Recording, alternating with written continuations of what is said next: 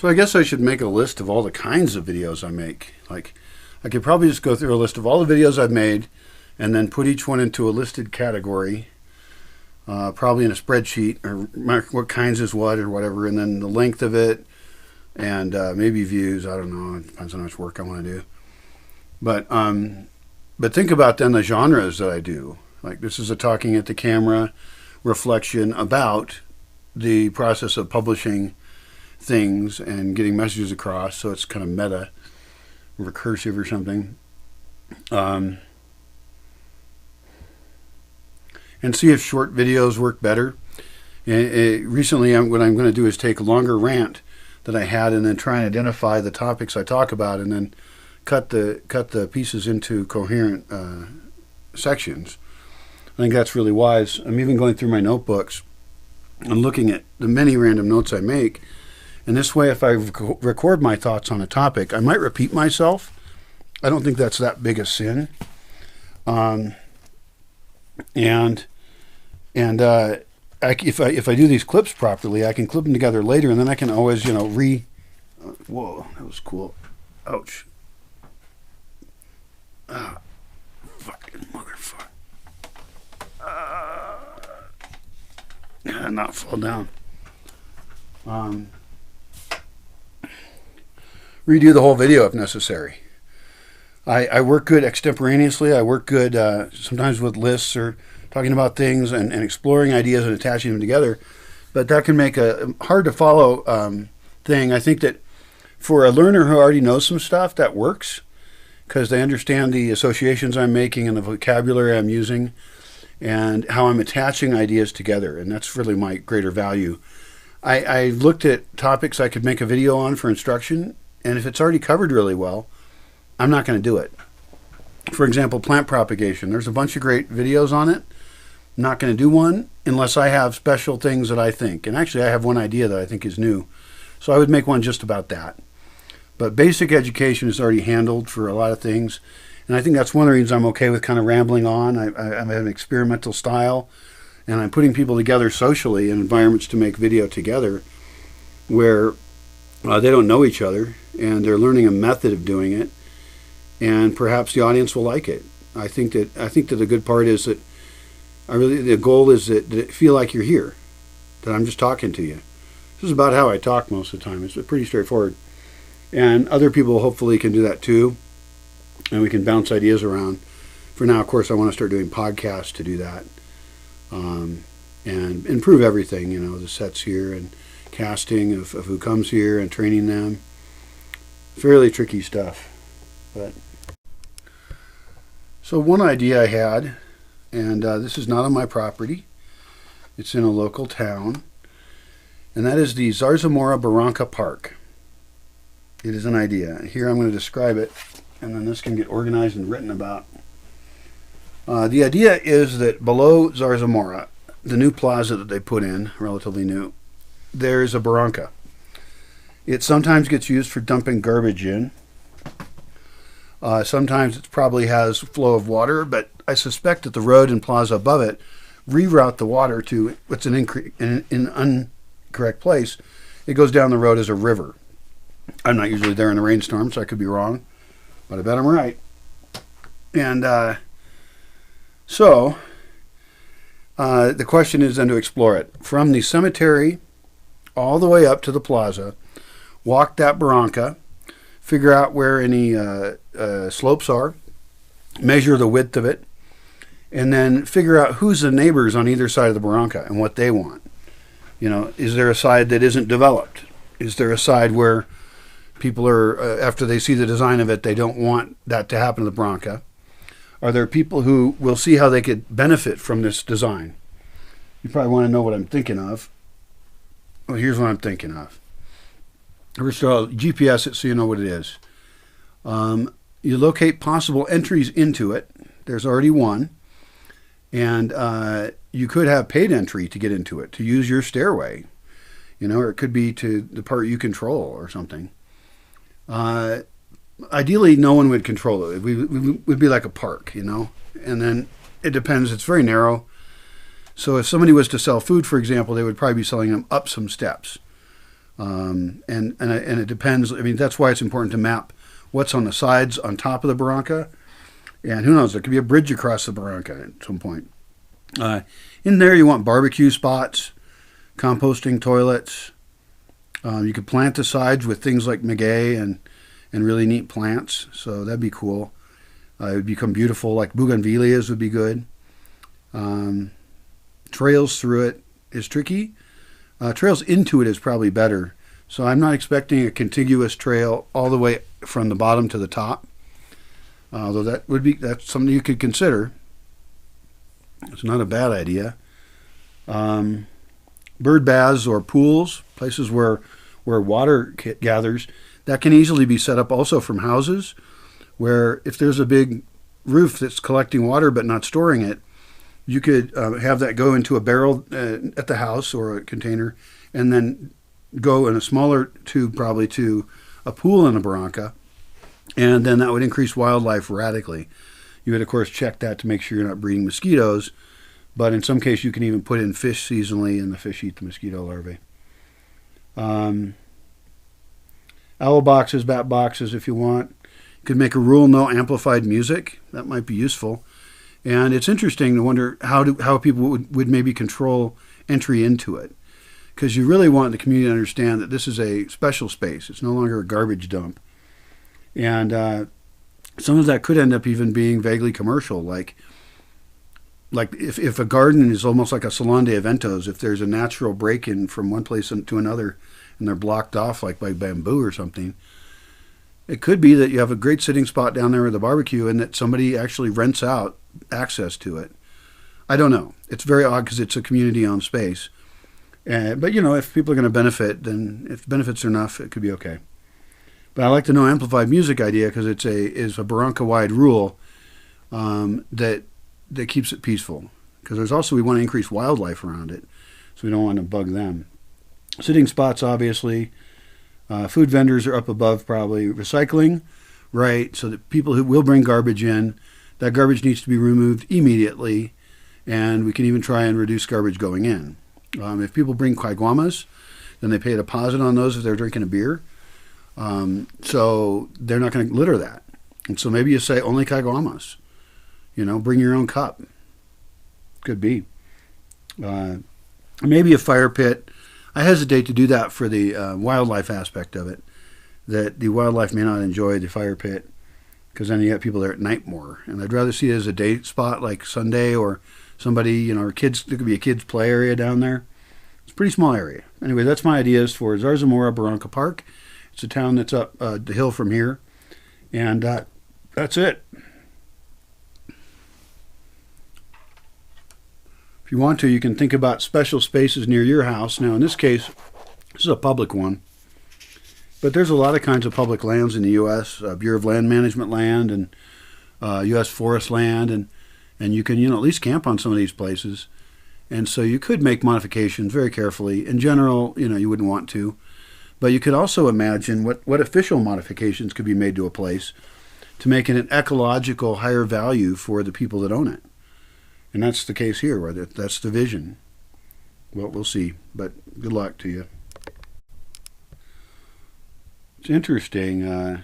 I should probably donate to the local basketball teams. It's a good idea. I'm supposed to donate to the town, too. I've been pretty low on resources, so I haven't been doing it. I like to do that. That should be part of the budget. I'd like to donate like 1,000 pesos to the Yototiro basketball men's team, to the women's team, and then maybe something to the Zarzamura one as well. Maybe the same amount. And so that ended up being 4,000 pesos. That's $200. Boom, gone. And there's other kinds of things that could be in a gift budget. Because sometimes there's work to give away plants. That's kind of a different topic. But sometimes there's events. My community has parties, and to show up at the party without something with you, like a donation, would be a bad thing. It would be rude. I often buy a piñata or make a piñata for the town nearby. We've done that at various times, various years. It's quite fun. And we fill it up, Sometimes we fill it up with candy of the normal sort, which is a little boring to me. And sometimes we fill them up with other things like notebooks, pens. I would love to fill them up with like Archie McPhee weird shit, you know. As a kid, candy's kind of boring really. But if you could find like Archie McPhee kind of stuff that can fall out of piñata and not get hurt, like weird rubber figurines or something, I don't know. And that'd be really a fun thing to have a couple piñatas like that. There's other expenses for gifts or, if something goes wrong, sometimes you need to give someone a gift. My dogs killed a cow. I had to buy a new cow. That was very expensive. They killed 3 cows in total. But I only replaced it with a cow once. I paid money the other times because that was what I knew how to do.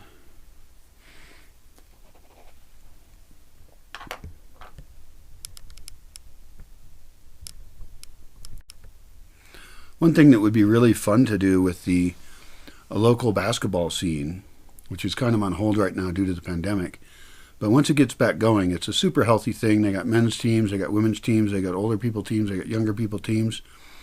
One thing would be great is to have visitors that can do ball tricks, tricks with the ball, and that they could go and at some of the first games, they could go and show off their skills at doing tricks with balls. And then they could talk to some of the players with the help of someone else if need be and ask them if they want to learn those ball tricks. And so then you send them to their Facebook or whatever account, or you send them to a link that has videos of people and their advice about doing the ball tricks. That's actually your first goal, is to have videos do it through phones. That way you're not wasting teachers' time, and a very large number of people very quickly in the municipio and elsewhere can be exposed to a good library of different tricks to do with the ball. Then the person knows how to do it, can go back during the season, right, during other games, and talk to some of these guys who are theoretically learning these tricks, show a few more tricks, and then maybe help them tweak their work if that's helpful, if some personal one-on-one time is useful. But the main thing is motivate them and have them do it themselves. And why do it? Well, why not? It's healthy. It can fit into it. There's some dead times when nobody's doing something else. Somebody can make it their only thing. They just do ball tricks, The Harlem Globetrotters are a funny team, They travel around with the Washington somethings. And they do kind of joke exposition games or whatever. I really liked it. My dad took me when I was a kid. I thought it was hilarious. So that's a little more advanced, but certainly increasing fun with the ball is a good idea. I'm curious to know what some of the most organized systems in the world are, because I'd like to mimic parts of them. Sometimes when we think about, getting back to nature and all this, we can think of, doing things a slow way and a relaxed way out in the country. I don't agree with that. I agree with efficiency, maximizing the use of human labor and also other material resources while improving the land and improving the lives of people involved. So I'm gonna go ahead and not relax, not underthink it, as I think most people are doing. I'm going to overthink it, and I'm going to look for other examples that I can use as models, steal ideas from. Mass production is an obvious example where, what's the right scale of making a certain number of things? And is it easier to set up a line with the right tools in the right places and there's stations and all this? Treat the system like a machine. That one's pretty understandable. Mass production's a pretty well-known thing now. But I want to think about some other ordered environments and in which ways they're ordered or not. And I made a little list. So the question is, what are the most organized systems you've seen? Or what are some of the organizational systems that you can learn from? I think that might be more accurate. I put down Vipassana here because I was talking with somebody about Vipassana. That's usually I think a 10-day workshop where you go to a place and you're quiet most of the time, and monks tell you what to do, and you sleep and you walk, and maybe you help do some chores. I don't know, maybe you do it afterwards. I don't know, they're probably all different. I'm not really into it because it's religious, and I don't want to listen to the monks tell me what to think. But I know it probably is a good tool set for people. So even if you go do it, you don't necessarily have to become a Buddhist that is like religious about it. But I think the experience of sitting like that and the experience of self-struggle would be very educational. So that's an organizational setting that I think could be useful. The other one I mentioned down here, this is quite an odd odd list. McDonald's. I may or may not like the product. I haven't had it in a long time, but they have systems for things. They have McDonald's School. This thing works exactly this way. And it probably makes the job sound more boring, but it probably makes it function really well. And for every efficiency that they have, for every bit that they can get employees to fit into the right machines in the right way, of course, how I would do it would be different probably, creates more profit for them and creates lower prices for the consumer. So I'd like to learn about that. Amazon's another obvious one. You've probably seen like big warehouses full of robots moving things around in organized ways. That's cool. And it's tough on the people. I don't know what kind of place it's like to work. But it's very efficient. It does work. Let's scale that back to a human scale. And I think that knowing where things are at, having barcode tracking, depends on everything, but somehow, some way of recording what is the current state of everything would be very useful. Now, we can still use humans to move things around. It depends on what the thing is, right? But we should figure out the ideal ways to move things around. We're probably not going to go with robots because human labor is still pretty quick and fairly smart. But you have to create the system so that they don't disorganize the system. So you're going to have to set pretty clear rules on how things work for moving of objects, for root cellars, for purchasing objects, for waste management, everything. And the U.S. military is another one, or the military, I wrote down as also a very organized thing. And we could borrow some things from them. Some people might think that's horrifying sounding because militaries kill people and are oppressive often. But sometimes they actually are the defenders. What I like is that they often have rank, that they have very specific written down explicit customs on how they do things. And I think a lot of that can be mimicked, again, with the kitchen idea. Having an organized kitchen makes sense. And so in the same way, organizing interaction of groups of people who have a common goal. And also training them physically. So these things can all go together just kind of like the military. What we could do is just figure out what parts of the military don't we like and what parts do we, and then do the parts we like. And of course, some of them could be controversial, and different groups can make their own decisions. Even in a business or a family setting, you could decide, here are the values we live by. Here's the real rules. Here's the consequences. Here's your path for training. Boy Scouts, I suppose, is also like that. They've fallen out of favor a bit. But, merit badges and a path for progress, I think we can learn some things there. And then religion is a tough one. Religions are so all over the map as far as how they work. They're very mixed into culture instead of, actual religion. So really we're looking at culture, customs and culture and religious law. And because religions also get a lot of stuff done in an organized way. They centralize resources for a goal pretty well. And sometimes some religions have individuals play a big part in the development of the religion in one way or the other. Evangelism being one of those. Although, I wouldn't want to see the bad part of evangelism. It's annoying. But anyway, that's my list of some of the organized systems I've seen.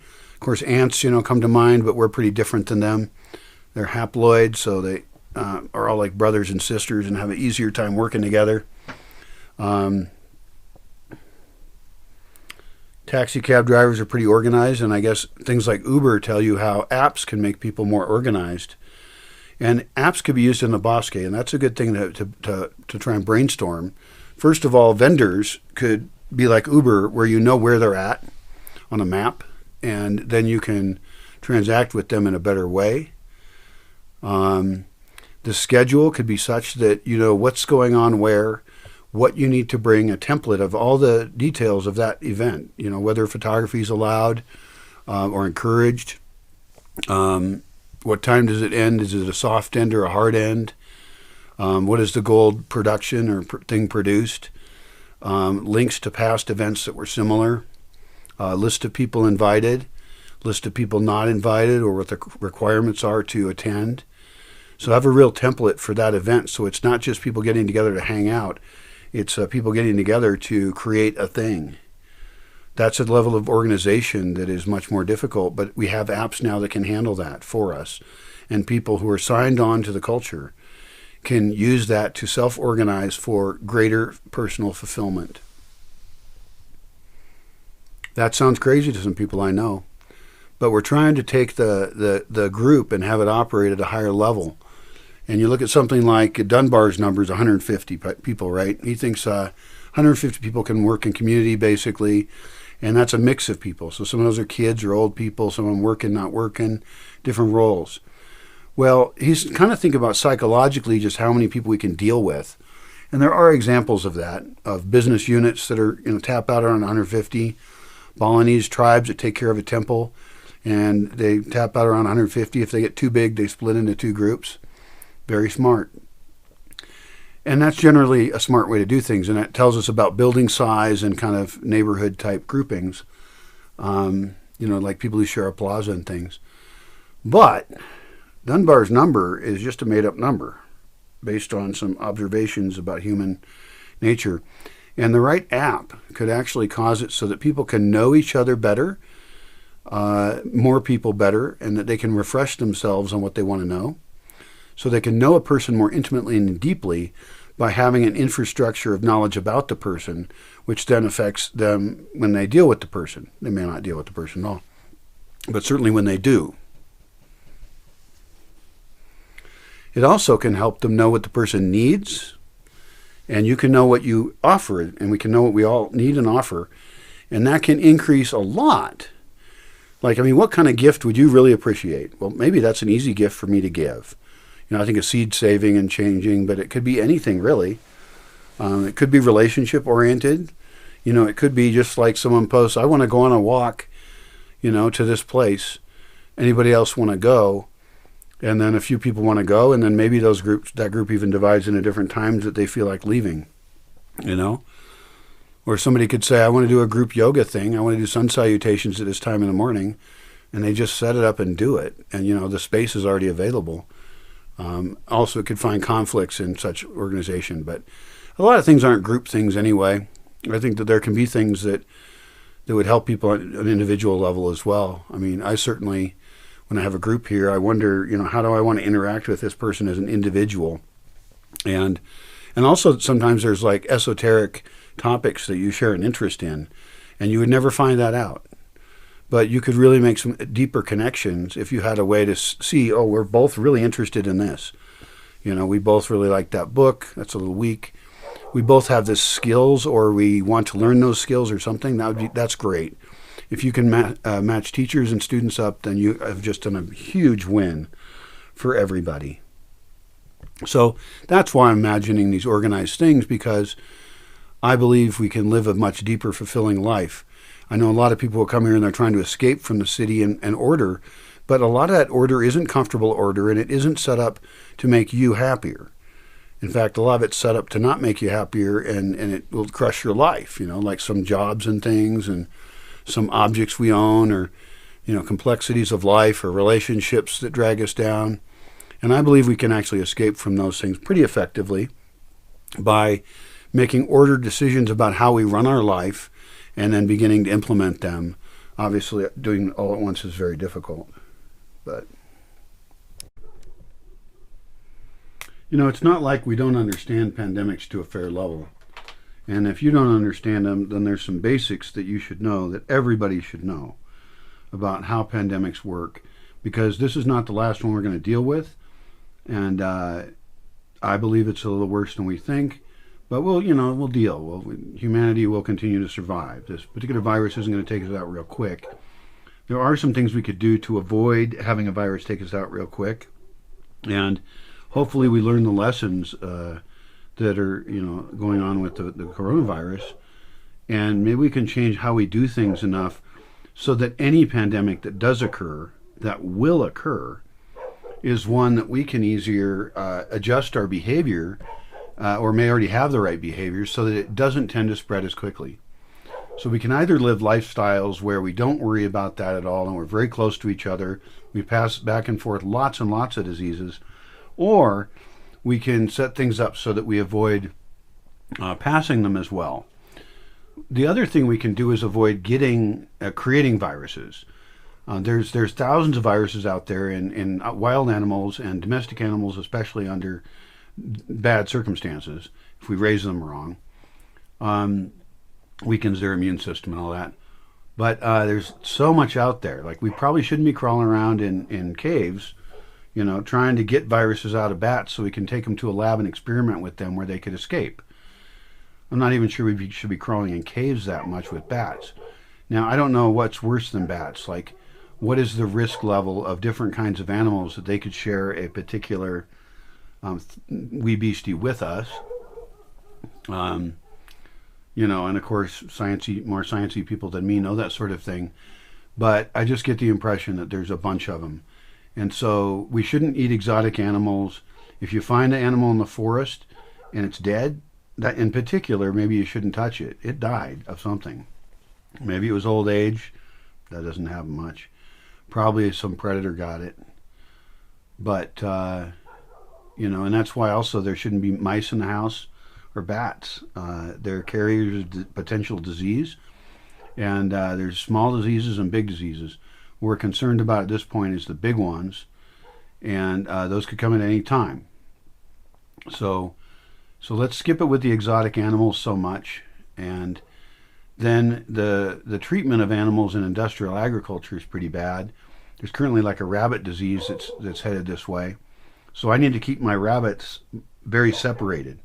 And I need to actually restart my rabbit system since I have 0 at the moment. But I need to buy enough of the different genetic mixes. So buy from a couple different places and start building that population again. It was very successful raising rabbits. And that's a case of a disease that's coming this way. And I don't know if people can get it. Sometimes a disease exists in an animal and then it evolves, it mutates, and suddenly, through some circumstances, transfers to a person, and then boom, it just all happens. The other big danger with pandemics that pretty much assures that there will be very bad pandemics and we'll probably all die. It's just my guess. There's a technology called CRISPR. It's spelled CRSPR or something, or I don't know what. CRISPR genetics thing. And it makes it so that in a very small laboratory, including a home one, that you can edit DNA. Now, I understand all the details of that, but you can insert DNA from one organism into another organism. Now, it's fine to select plants and things and do selective evolution. That is not genetic engineering, that is genetic selection. Get your terms right, or maybe we should all just decide what terms we're using, but some people are using it wrong. That's quite a bit safer because the animal can't really change that much. They're getting a mutation, a small change, or maybe 2, and then that changes and usually gets weeded out of the population because it's not beneficial. In very rare cases, it continues. Now, what's going on with CRISPR is if you're taking pieces of one thing and putting in a piece of another, you're doing a very unnatural kind of editing. There might be some weird cases where that has occurred in reality and in nature, but you're really doing something very dangerous because there's absolutely no way to know what the result will be. And if you do get a good result, there's no way of knowing what the bad results of the good result are. In other words, if you can make a plant that works in a different way, then that could actually kill off all life on the planet. Now, that wouldn't be in most cases. And I'm not too worried about if somebody brings back the dinosaurs or extinct animals, In fact, those things would be bringing back as they are. It's the editing part that I'm more concerned with because the unintended consequences could be really not good at all. It's just simply, a matter of time, if enough people start doing that something will be created that is very, very bad. Okay? And then there's a different kind of people who in particular want to create something bad, and they now have a tool that they can do that much easier. So if they take an existing disease and they do a variety of modifications on it, even if most of them don't make it so it survives. All they have to do is tweak it one little way, and a disease that wasn't airborne becomes airborne. A disease that currently has a way to stop it becomes so that it can't be stopped. There's a lot of options there for nefarious people. And CRISPR-2, I believe, just came out, so they've improved the technology. It's going to be easier and easier to create increasingly dangerous things which reproduce themselves. That right there sounds to me like one of the potential death sentences for humanity. And there's quite a collection. If you look at all the ways that civilization can fall, or even there can be total extinction, they're all a little different. The causes are different. Our ability to control them is different. What systems they hit is different. But there's a lot of them.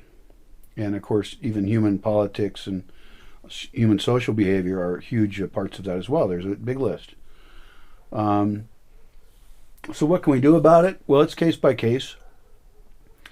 We can do things like reduce risk and make it so it's less likely to be an expanded problem. The genetics one is a tough one. We can't do anything about a big meteor right now, so whatever. But we can do things about genetic engineering. And it may become a race, to like find protections for ourselves. Because if there are actually people who want to do bad things, well, it's going to be tough to stay ahead of them. It's like computer viruses, right? It can always figure out a new exploit. And so hopefully no one will do that. It's a little impolite. Human population is already starting to kind of stabilize anyway. I think Africa is the only area that's growing. Some areas aren't growing enough. We don't want growth, actually. What I'd like to see is a slow decline in the total population in a comfortable way until we get to a population that, and a population that's chosen a culture that fits in with nature better, that takes care of the soil, that doesn't live beyond the ability of their ecological location. So we have more local food, less energy use. So different human culture. And then we see Earth start to restore itself fairly quickly. Now I'm imagining going down to like 2 billion people. That's my marker. I feel like it won't scare people too much that it's not enough. It provides for wide diversity. It provides for cities. And of course, we can still transport ourselves from place to place, and we can figure out, energy and non-intensive ways to do that. We're very connected by computer now. So we end up with less people on a more connected world that's more efficient, and the Earth itself will start to restore. The best example I can give you of this that you might want to imagine is the ocean. I get the impression that sailors used to go out in the ocean, and less good boats than we had probably, and it was filled with life. I get the feeling there was just tons of stuff. But there have been so many waves of fishing out things, There was the killing of large mammals. There's contamination on the seashores from dead zones and agricultural waste going out in the rivers. Some of the reefs that used to exist are dead now. We're seeing a lot of plastic garbage in there. For a long time, we've seen trawler netting, big scale fishing. We're just fishing out the whole. We're taking them all. And it's below reproduction level. We're messing up the balance between the predators and prey. And so I would like to see the ocean go back to what it was. I want it to be colossally full of life. And then we can still scrape off of that, harvest a little bit of it, but that we have thriving populations of all these things, whales, etc. And then we could actually reasonably kill a whale sometimes, or we can fish in different ways, but we can do it in ways that doesn't kill the ocean. So if humans got themselves under control with consumption, they got their population down to a stable amount, they move their cities off the places that get squished, like move the cities inland to higher lands. This would be really bright, I think. Then they could make sustainable cities that need less energy, that didn't need energy for heating and cooling, that produced the best of that region and did some trade with other places. And on the coast, there can still be ports, and there can still be recreation, but we use the ocean spots for what they're best at, and it's hard not to build cities on there, I realize, but a bunch of them are very prone to changes in water level, hurricanes. Move your city somewhere where it's ecologically less damaging and maybe even is better, and probably make it smaller, and just do things at the right scale. So there's other examples I could give of how the earth can restore itself. The forests may come back, and they already have been in some places. The problem with the forests is that I suspect some of them have come back okay because we've found other fuel that works. So we're burning a lot of fossil fuels. When the fossil fuels go away or become more expensive, which is more accurate, more scarce, more costly, then we will return to using wood more.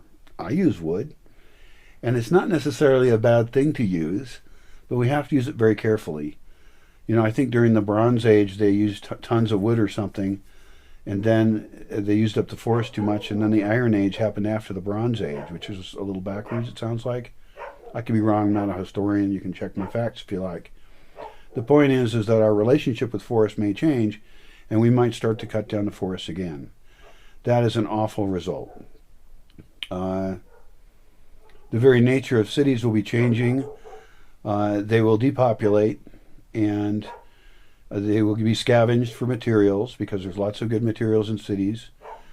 Some people will stay on the coast because it still has value to be there, like I mentioned, fishing or trade or recreation or things. But they'll become more kind of like Detroit, but not as cold. And so some buildings will be pulled out, and some places will be rewilded, or they could be made into food forest farms. It depends on the spot. And then how far up from the original city you build, there'll probably be kind of ring cities around where the old city used to be, but up enough so that it's protected from hurricanes or floods or things, tsunamis.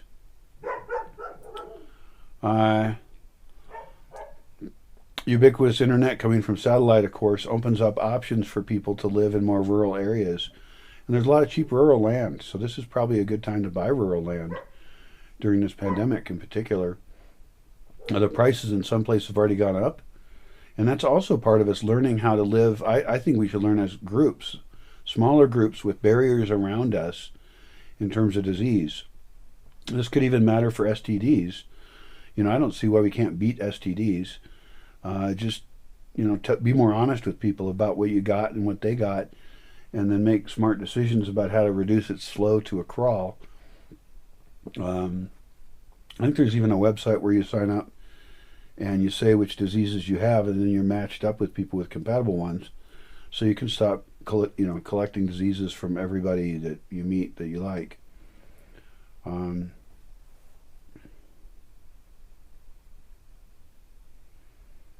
Lower human population, 2 billion.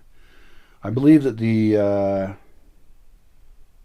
Guidestones, located somewhere in the South United States, Georgia Guidestones maybe, they suggest a human population of 500,000 people.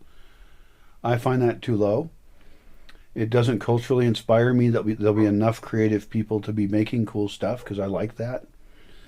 And I know that in 1800 the world had a population of 1 billion. It's really important to know that. So as a target, 1 billion people was working. We were just getting into fossil fuels and polluting places more, and we were experimenting with bad practices in some cases, but learning what they are. Now we know what they are. We can go back to using the good practices. Like whether it's tanning hides, because furs make great clothing. We have to make clothing. So we're going to have systems that give us some parts of the life we have now. I don't know if we use cotton anymore. I don't know how it pencils out ecologically. But there'll be this new culture that exists. And I would like to see 2 billion people in it because, also there'll be travel still. And it might be slower travel, which I like the idea of. But you could still have some reasonably sized cities. You would put them in places where it's really easy to grow the food around it. You would use the waste systems of the city to feed that system and use water effectively. Mexico City is a great choice. Guadalajara is a great choice, where they certainly won't exist as they do now. They're pretty ridiculously enormous, and they're fed constantly by a series of trucks bringing things in from agricultural regions. But they could actually have some of the best and easiest retrofitting. A lot of people would move out closer to where the food grows, but that would leave spaces to try growing food in those two cities. And you can do rain capture there. So if you look at any city around the world, two of the most exciting ones for potentially doing what Detroit's doing and responding to a change that has happened economically and demographically, but doing it in a much easier climate and having the resources of the rest of the country can come in. Soil can be trucked in, rain captures can be improved, sources of pollution can be removed or cleaned up. And you could have those being two of the most ecologically good cities in the world. One reason I say that is because of the temperature, the climate, not just for growing food, but because you can easily live in those cities without using any energy for heating or cooling. They're the only two large metropolitan areas on the list I looked at of 15 or 20 biggest cities that had good weather. The other ones seemed horrible. And that means you're either going to be uncomfortable in those cities if you live there, or you're going to spend money on cooling or heating. I mean, in Chicago, maybe you have to do both. In Bangladesh, I don't know how you live there unless you had massive amounts of air conditioning. It looks awful on the graph. It just all says hot. Too hot. And a bunch of people around sweating. You're just stuck in a sweaty mass of people. I'm sure many of whom are very nice. But that seems like too much human density. That doesn't work out well. Because it's being fueled by energy systems that will probably not be working later. Some people will respond and say, well, we'll get new energy systems like they're pro-nuclear. This is very common. I hear it all the time. I'm not, because I really think that conservation has more than just energy solutions to it. It's really about healing the entire planet. And so conserving energy literally, like electrical energy, by changing the rest of our whole lifestyle makes huge amounts of sense.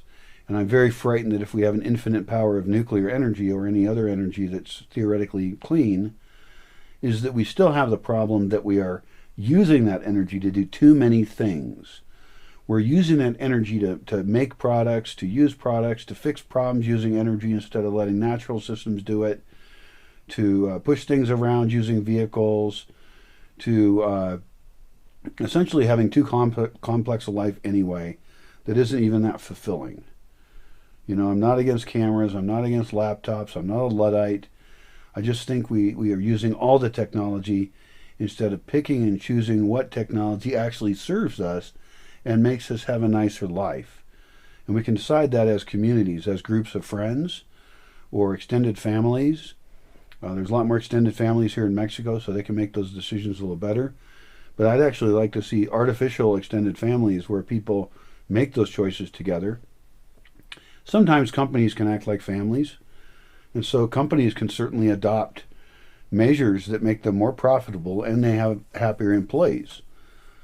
But also any other family or even group of friends can do the same thing, where they say, we're going to adopt this way of doing things for this thing. I'll give you a couple odd examples too. It could just be how they decide to dress. Like, we're not going to judge each other on how much we spent on something as being good. We're going to get the cheapest thing we can that works really well. And we're going to buy the best made things that are therefore the most profitable. They can still look good, and your life will be better because it's more functional. Another odd example is among friends, you could decide to raise chickens. And different people are assigned different parts of the process because there's pieces of the chicken growing process. A few people will have land where they can do it all. I don't. And I'm missing the incubator part. I have to buy chicks from somebody else. I need to do my own incubation of eggs. It would be better. I want control over it. Also, I want to control some very specific species. I want to do colored eggs or Morans, which have very dark eggs. Distinctive product, very important. And then, so somebody has to do that. And in my case, I don't have enough electricity, so I've been trying to get somebody else to do it. I do want to build a solar brooder, so I want to be able to brood the chickens, get them from chick stage to larger stage in a far more easy way. Less energy intensive, less time intensive, more comfortable and healthy for them. I believe I can do it completely. All they need is right housing and right amount of heat. And the heat part can be entirely handled with an evacuated solar hot water tube put in the right spot. I don't know how many of them, but it depends on the space. And you maybe make more than one so you can swap off, and then there's less disease risk. And they have a walk from the very young age, unless there's rain. Well, they've got one that's covered too. They've got covered dirt to be in. They've got uncovered dirt to be in. They can have fresh mulch. And there can be an active biological system that also improves their immune system immensely. And then those chicks, as they're growing up, can be exposed to people. It's really important. I have 2 friendly hens right now, but in the past I've had chickens that ran away from me because they thought I was like a predator. But these are so friendly because they were raised with people. And we could easily build a building which is kind of like a chick bar. That'd be a funny name for it. And it could also be an espresso place in the morning or coffee place. And I want the sun to come up right into it. So the first thing that happens in the morning is it fills with sunlight. And that's for the development of chickens, and it's also for the development of people. The windows should be double pane, facing the sunrise. The entire room, I'm not sure how big the room is or what it's got in it, but it's got tables and chairs and shit. Below that on the slope, there is a hot water heater. That hot water heater has been heating up the radiant floor heating of that building all the time, and sometimes in a very localized position so that it gets hot enough, it gets too hot for the chicks. And the chicks then are able to be thermostats, chick thermostats, move back and forth closer and further from the heat source according to what they're comfortable with. And then near there, they have easy access to water, and it's easy to clean it up when they spill it because they're messy. And they have easy access to food, and it's easy to clean it up when they're messy. Like you open a little window thing and you just scrape the extra junk off, if they didn't eat it all. Or a way to spray vinegar on a spot so that you can keep it clean and you don't want any mold or anything. Wouldn't hurt if but I'd rather have mold like in the leaves and things in the mulch that they walk around on. The social aspect is a really interesting one, where our goal is to socialize the chickens to the degree that they are closer to the people we eventually sell or give the hens to. That's a really important concept. Because we want them to like the chickens. We want the chickens to like the people. And so we have to model that behavior very early on when they're chicks, until they're pullets, when they're big enough to go and be sold. They're that big, and they can handle the weather and all that. So how do we do that is we have this social space that has a double door so that the chicks don't get out, and it could also help with temperature not leaving as easily. And then we have a little kind of pub space, and then there's a coffee place in the morning set up for both purposes, perhaps, and it could be next to each other, but no, it could be the same place.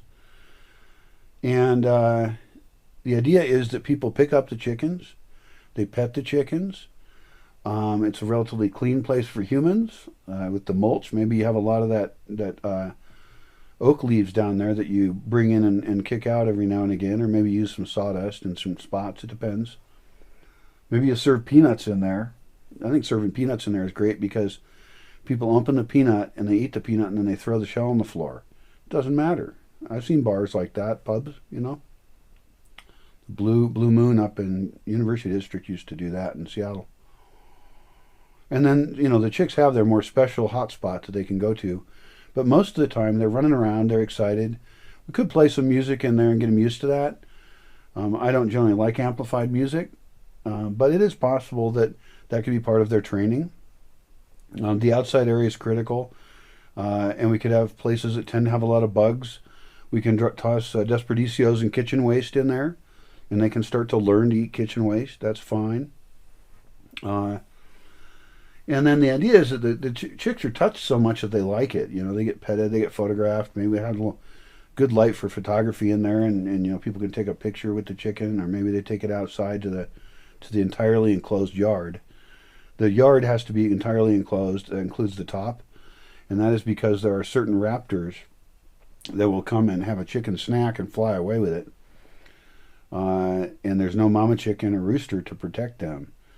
So we have to have fully enclosed, kind of like a dog run would be, areas. And then we can plant around them, and vines can go up it, and we can plant inside of it. We could have more than one area so that we can plant one with beans and let them grow to a certain level.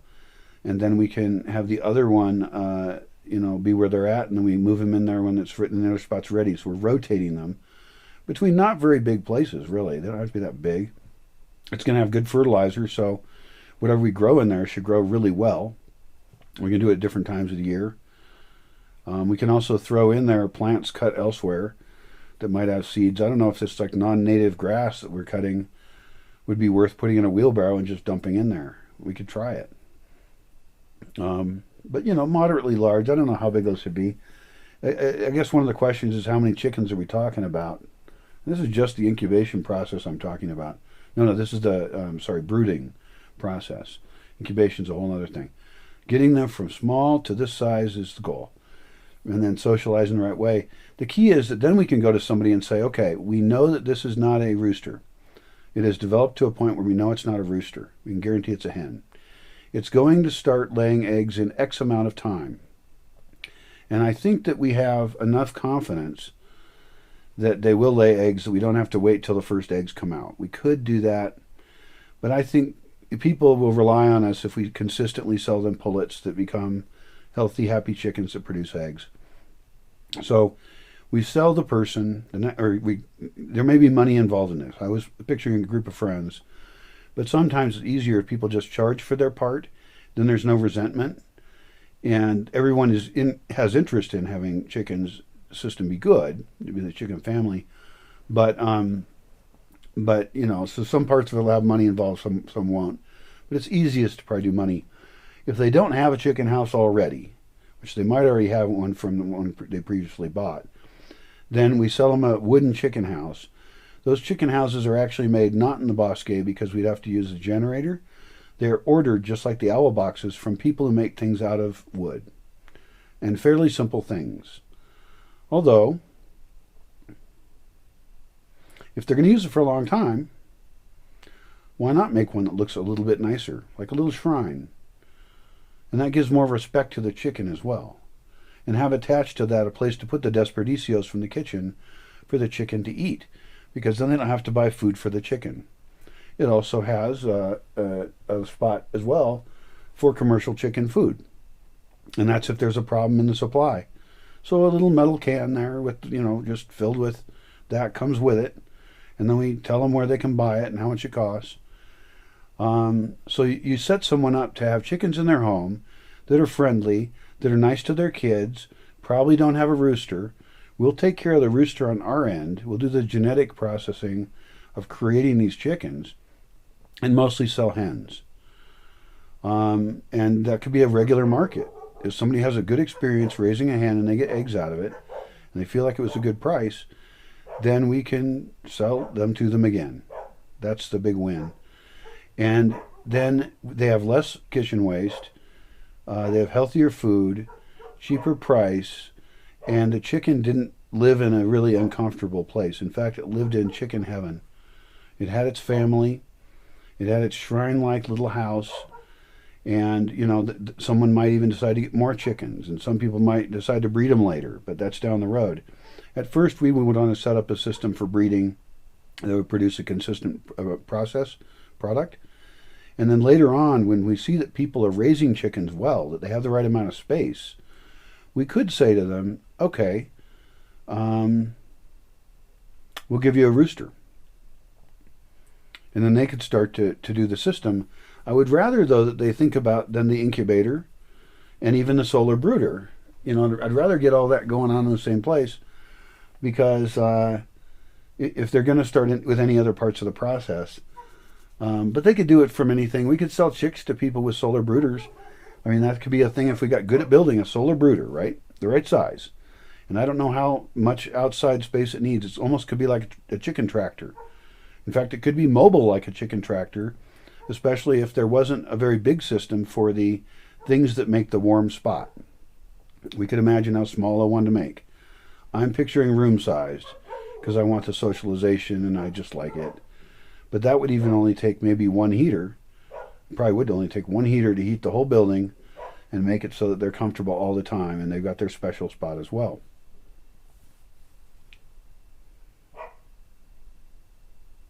It's a wild idea. So what's the next steps? Well, there are some. Chicken family is not done being designed yet. The person has the chicken in their home for a while. Now it comes time to kill the chicken. Well, most people should get used to killing the chicken. It's a good thing to know it's not that hard. Lots of people do it in many cultures. Not everybody has to know how to do it. Not everybody has to want to do it. But the closer the person that does that to you, the better. You shouldn't have to transport your chicken far away for it to be killed in the meat.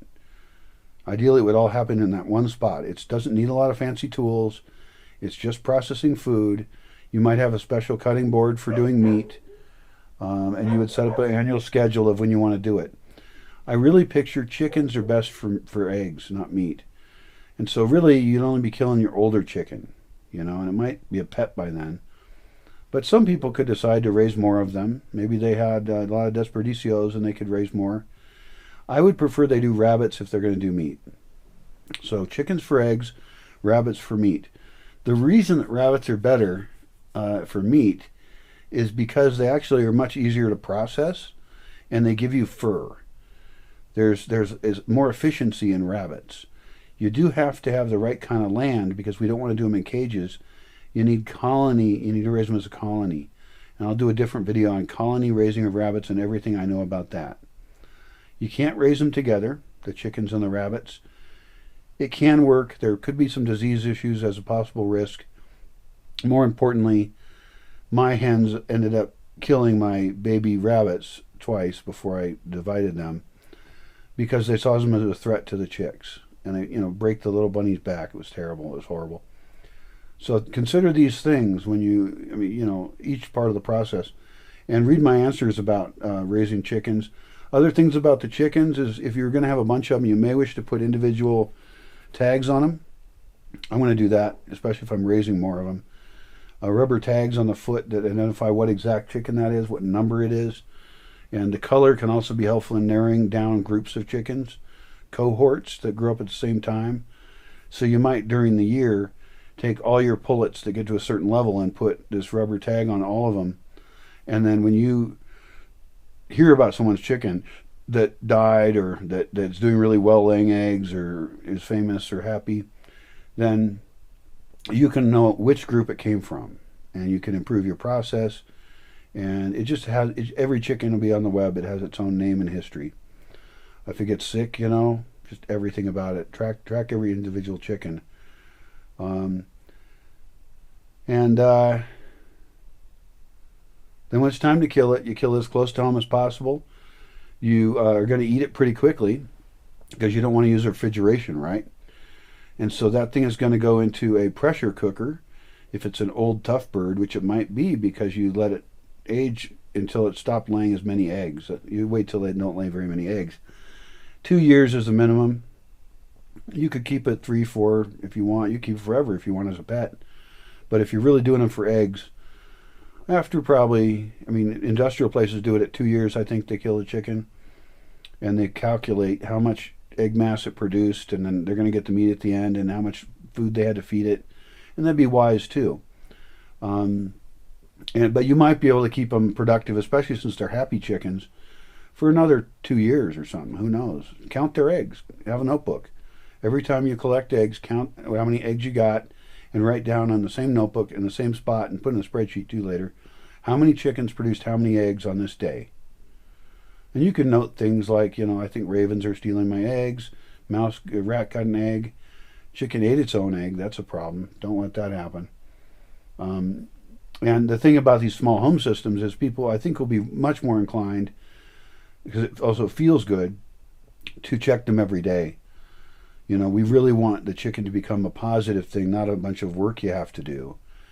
And so that's another reason to try and start people out with less chickens. When we talk to a family that's going to get chickens, I think the general rule of thumb would be to ask them, how many eggs do you eat now a day in your home? And then decide that you want, let's say 2 chickens per person would give almost 2 eggs a day. I think that's a pretty reasonable number. But if you have some people who don't eat eggs, maybe it's 1 per person, Or if you want to get extra eggs that you can give to your other part of your extended family, and you happen to have a kitchen that produces a lot of waste, then you could get, 3 chickens per person. So it depends on other factors in your system. You could also talk to your neighbors about taking their organic waste, their kitchen waste. If it's a problem for them, if they don't have a worm bin's another cool thing to get, and they're putting their organic waste out into the street for the city to deal with it, we don't need the city to deal with that, okay? They got enough things to do, and you have to pay for stuff when they do it. So if they could just bring their desperdicios to you in a pot, toss it out to the chickens, or they could even, if they share a wall with you, you could make an agreement that they're allowed to dump their kitchen waste over your fence into there, and the chickens will get it. You probably wouldn't want to be gathering so much food waste that there was enough for rodents and things. You want the chickens to eat it pretty quick. So you want the right amount of kitchen waste for the number of chickens. I would guess that in most families, it depends on how they cook, but the waste might be the right amount for the chickens. Just the normal kitchen waste. Of course, you're always trying in the kitchen to have less waste, so there's a little bit of a struggle there. One system wants waste, one system doesn't want to produce it. Do both, and that will help you determine the right number of chickens. Of course, you can get the commercial feed as well, and you could even get commercial feed grown locally from people who normally would give it to cows or something. But like they grow oats and wheats here sometimes, and guess what? Chickens can eat that stuff. I mean, chickens also love any meat scraps. They're little dinosaurs, so don't think that grain feeding your chicken is somehow more humane. They want to eat bugs, and they want to eat, they'll eat, old bones from the butcher. They'll scrape the meat off of those, and then you can use the bones as an art supply.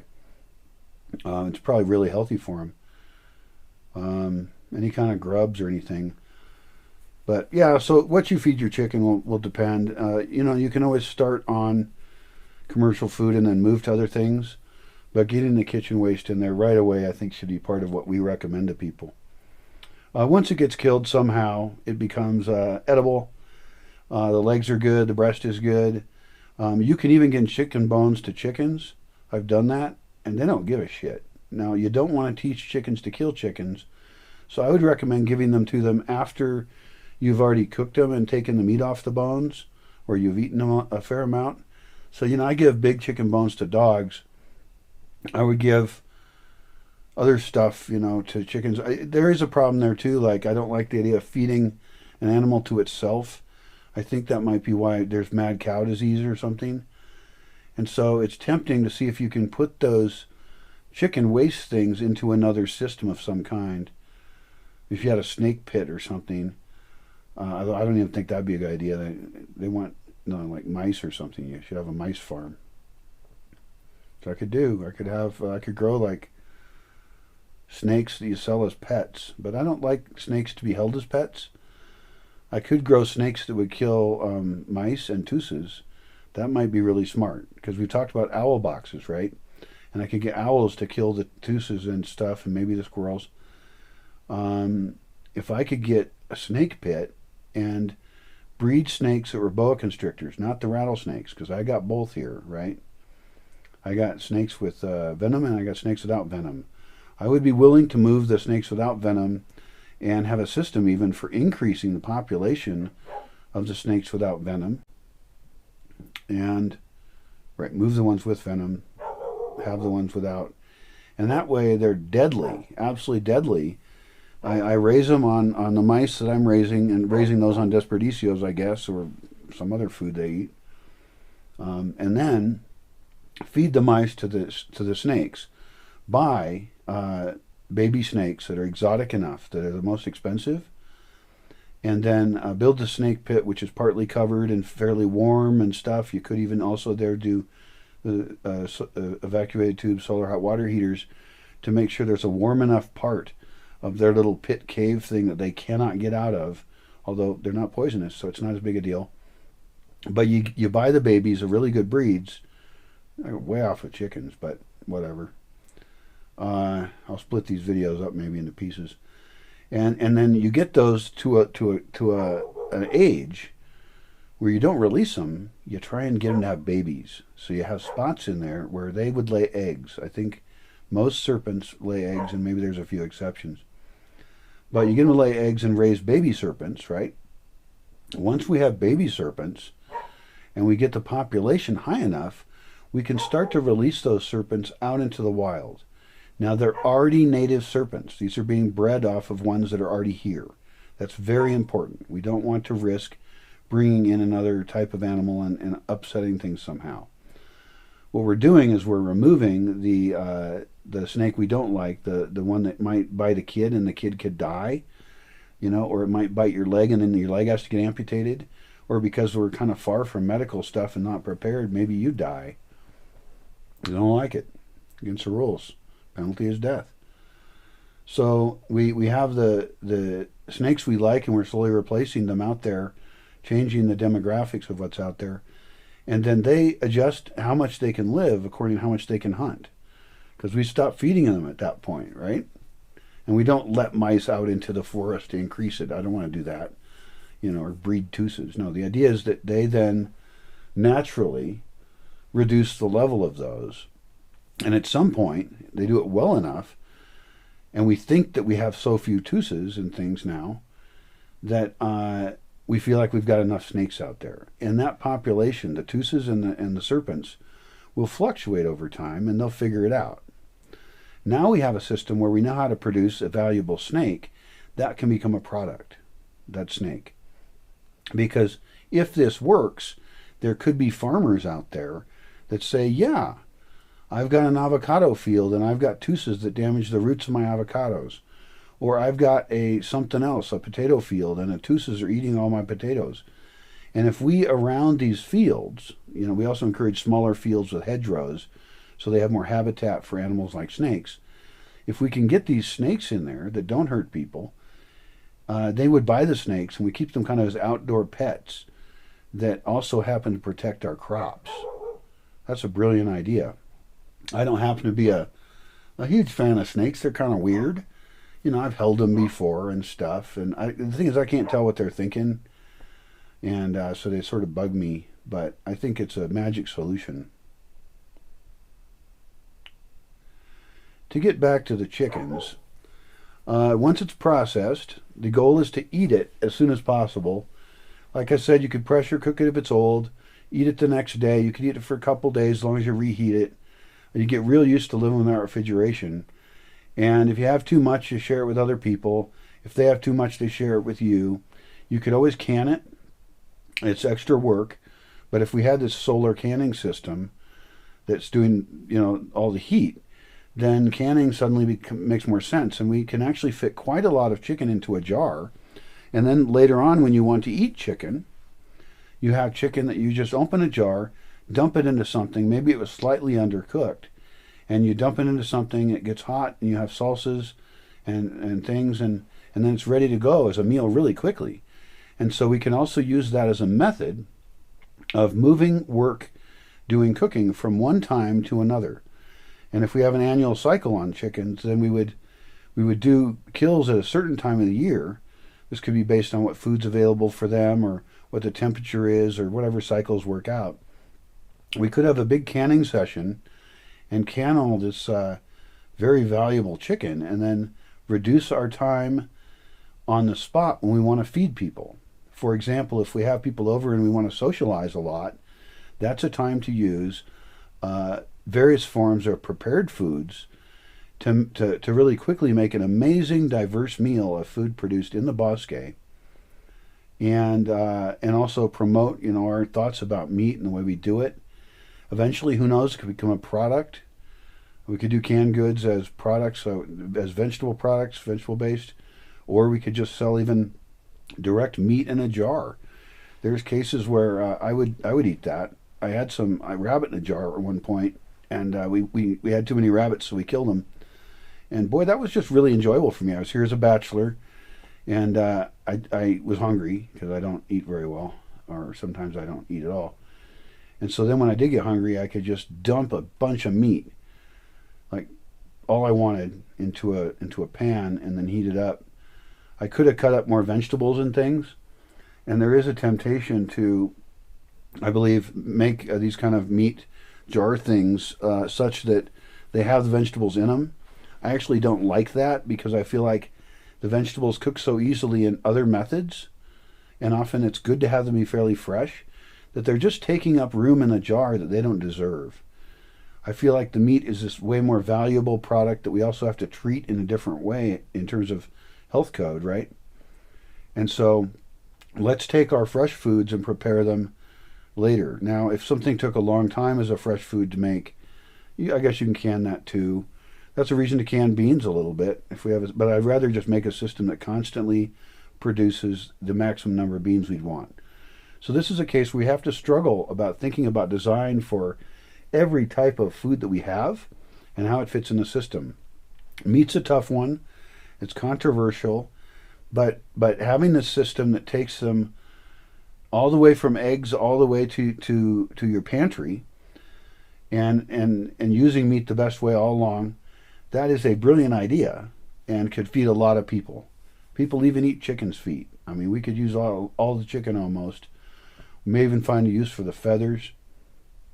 And then one thing I didn't mention, and this is because I talked a lot about the system that someone would experience if they were taking care of these chickens and owning these chickens and eating these chickens. But on the side that I need to develop is, especially if we're doing a different breed, is to have quite large pens. And I get eggs out of that to eat, and that is one of my goals. I get all I need, and if I have a place to sell them, I get all those too. But there needs to be several different pens that are set up for very specific reasons of reproducing the chickens well. And we didn't talk about getting them pregnant and knowing how that happened and with who, so that then we can put the eggs in the incubator. It's my belief that what we need is laying hens that are extremely healthy, that look like their breed quite a bit, although a little genetic drift I think is healthy. So I'll be not caring too much how they look, as long as I'm getting the egg I want. Okay, they're in very protected coops, because my coops are bigger then, and I may need to protect overhead or not. I probably don't as much, because these are chickens already grown, and they're big enough to not get carried off by something. The wall has to be tall enough so no predators can get over it. They have to have really nice nesting boxes that they really like, and not a lot of places to plant eggs in weird areas. Give them the best places to lay them, encourage them to lay there, and then collect those. And the key is that you have the incubation system. You're going to feed the best looking of those eggs into the incubation system.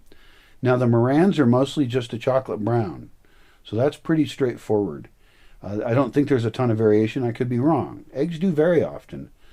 Now, how much that correlates with the chicken or the individual development of the egg will vary.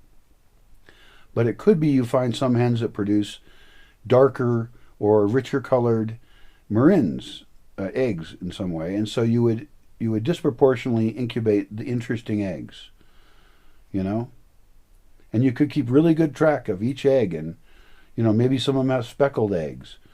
The harder one is with the Aracanas and the Americanas, or whatever they're called, the ones that have colored eggs. And they shouldn't be just mixed breed Easter eggers. We should get the most pure breed we can that has the darkest eggs possible, because it's very pastel. When they say they're green eggs are blue eggs. It's a very pastel color.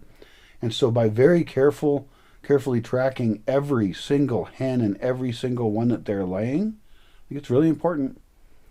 Setting this up as a scientific process, having different divisions and maybe even more cage-like slightly, but big enough cages to live well. But I really want to know what egg came from what chicken, because I want to breed those Aracanas and American, whatever the hell they are, so that they have a deeper colored egg. That's my goal. I don't know if anyone's set up a system like that where they're tracking it well enough to specifically know which hen. And then that hen, we automatically incubate the darker eggs, but then there comes back another generation, right? And eventually we have a new generation of hens, and some of those theoretically should have slightly darker eggs because we're selecting for that. And we keep on doing that. We eat the least colored eggs, and we incubate the most colored eggs. So this is a thing that would be in the Bosque. It's a separate process that most people wouldn't want in their home. It is true that we won't always know when we sell a hen if it has really deep colors in it or not. That's one reason to change the thing and not sell it when it's a pullet this big, but to say, have them in spaces, and we wait till the hen lays its first egg. Now we can keep the hens that have the most colored eggs, right? We've checked more of them, and we will actually have a faster genetic development of the more colored eggs. We also sell out to the public the ones that don't have the most colored eggs, because those ones, they'll improve over time, but they're not selling them necessarily. There is a other part to this whole thing, is that after my system's all figured out, and after each part of this chicken family has its own parts, and multiple people can have different roles, it's all fine. But we're really focused on the client, getting the chickens out there. Eventually those people, some of them, like I said, will start to run their own chicken business, even if it's just selling the eggs of the hens they have. Suddenly Aronga becomes a place where there's colored eggs for sale. And that will happen in the plaza, in the tianguis. And people will buy them for a higher price because they're different and they're better. Now, the Americana and whatever, the colored eggs and the Moran ones, I believe they produce less eggs per year. That's another thing we could track, is does this egg produce more eggs per year? And we could breed for that. We could incubate and say, this hen, we incubate all of her eggs because she produces 15 more eggs a year than the other one. A Rhode Island Red will do about 267. The Marin's, I think, is lower. So let's say it's 240. It's a little low, but it might be 240. We could then breed those Morans, just like this is what happened with other chickens, right? This is all mad scientist genetics stuff without genetic engineering. And we could slowly get the Morans to lay more eggs. And I guess that would be good, Or maybe they don't eat as much food anyway if they don't produce as many, and they're nice to have around. I don't know, but we got to feed them, and it's probably better to try and breed things to be better, Another crazy idea is to try and breed chickens that can live on their own. There's places in Hawaii where chickens live on their own because it's hot enough, and they've become feral. Now, do we want feral chickens here? Well, I think long term, really long term, if you're looking at collapse of civilization and it being really hard to raise in some very difficult disaster conditions, it might be really hard to raise these chickens that were raised to be the most productive and have pretty eggs. It might be neat to have another whole experiment. This is wild stuff, where we breed something that's lighter. And there's some in Yotatiro that are like this. They can fly around more, and they're already in the woods. So this experiment's already naturally going on. Actually, it's going on now, yeah, the way it is. So you breed them so that they eventually raise their own eggs on their own in a tree hollow. And you also just maybe out in the forest put more water and random housing. But they're free-range forest chickens at that point. If they survive, and they do currently on the edge of town in one spot, they will slowly evolve to be forest correct chickens. They might produce less eggs. They might not look as pretty. They would fly more. They would be thinner and stronger, less good for meat birds. But then you're taking a bird that we have decided from Indonesia, they come from Indonesia, from red jungle fowl, we've decided is one of the most valuable birds to provide us with eggs in the world, and we're actually trying to rewild it. We're trying to get it to exist in our environment, which sounds frightening because we could actually make an invasive species. I think it's going to be nearly impossible in this climate to make an invasive species. We would be lucky if we can get that type of chicken to evolve over many generations and really do a great job. But the experiment's already in progress in Yotatiro, and so I could get a couple of those and put them in a very large courtyard, a very large area that was very protected, so that they have a more likelihood of survival. Although we need them to die to get weed out of the gene pool too, and then evolve them to be better. But evolve them to fly, evolve them to do things. And that's a crazy idea of making wild chickens here. It'd be a whole new breed. Chicken is a pretty neutral food. And so, anybody can make a cookbook on that. We can use cookbooks of all kinds. I believe rabbit and chicken are astoundingly similar. Largely white meat, very similar texture. And so we can use all the same recipes on chicken and rabbit. And we can also try and suggest a mushroom and or soy option. Not a huge fan of soy, but so we can easily have vegetarian dishes of the same sort. So you can do your chicken, your rabbit, or your other stuff. Recommended spices. We can look in the flavor Bible and see groups of things that fit well together. We can mimic food from India. We can mimic food from Mexico. We can cook things up any way we want them. We should have a really good cookbook for it. You can even imagine your chicken family having t-shirts and annual or twice a year gathering, touring each other's spaces while avoiding actually not visiting other spaces of other people who do chickens too much, because you don't want to bring back salmonella or some chicken disease that's there. So not having constant tourism between places would be good. If people can document on video how they raise their chickens, that would be great. Also, if you are selling your eggs, then people can see how where the eggs come from and why those eggs are worth more, and they have happier chickens there. So the actual social structure of your group, when you talk about all these different roles, will depend. And some people might do all the roles. I would like to do all the roles here in Bosque Village because I want to develop the technology that's used, right? But then I won't have to be the guy who necessarily builds the chicken shrine here because I don't have the right equipment for that. And so we get each different part of the system to do its best in a coherent way to meet a goal of getting off the industrial chicken grid and having all these other benefits. So it's sort of like individual chicken clubs. And so you wouldn't have one for Aranga, for example. You would end up with a group of people in Yotatiro who are all close enough to each other and could provide the right things. That's the way to go. So I'm awake at night, and I want to produce a lot of stuff. I'm not tired right now. I've got some things I want to show you that it doesn't matter whether my visual here is really any good. I'm not outside or doing anything exciting, but I'm going to talk about outside in a very big way. I'm going to talk about WeatherSpark, the website that I use constantly to compare different types of climates. And I'm going to choose 3 places to compare because it's educational, and I'm going to slap graphics on the screen with graphs. If you like graphs and understand graphs, then you can really enjoy this video. I'm not going to spend too much time explaining how graphs work. You should learn how graphs work. These are very neat graphs because they overlay climates of different places onto the same graph, and you can compare them. So you can see what time of the year it's more comfortable in what kind of place. And also there's a lot of other information there about that would affect your lifestyle. and determine whether you want to live somewhere or not. I see the question all the time, where should I live in Mexico?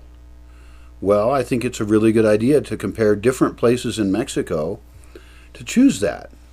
But also some people are thinking, well, where do I want to hang out in the world? Where do I want to immigrate to, you know?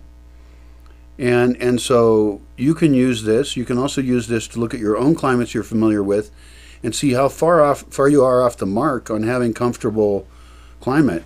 Because the more uncomfortable your climate is, like temperature-wise, the more you're going to have to put energy into heating or cooling.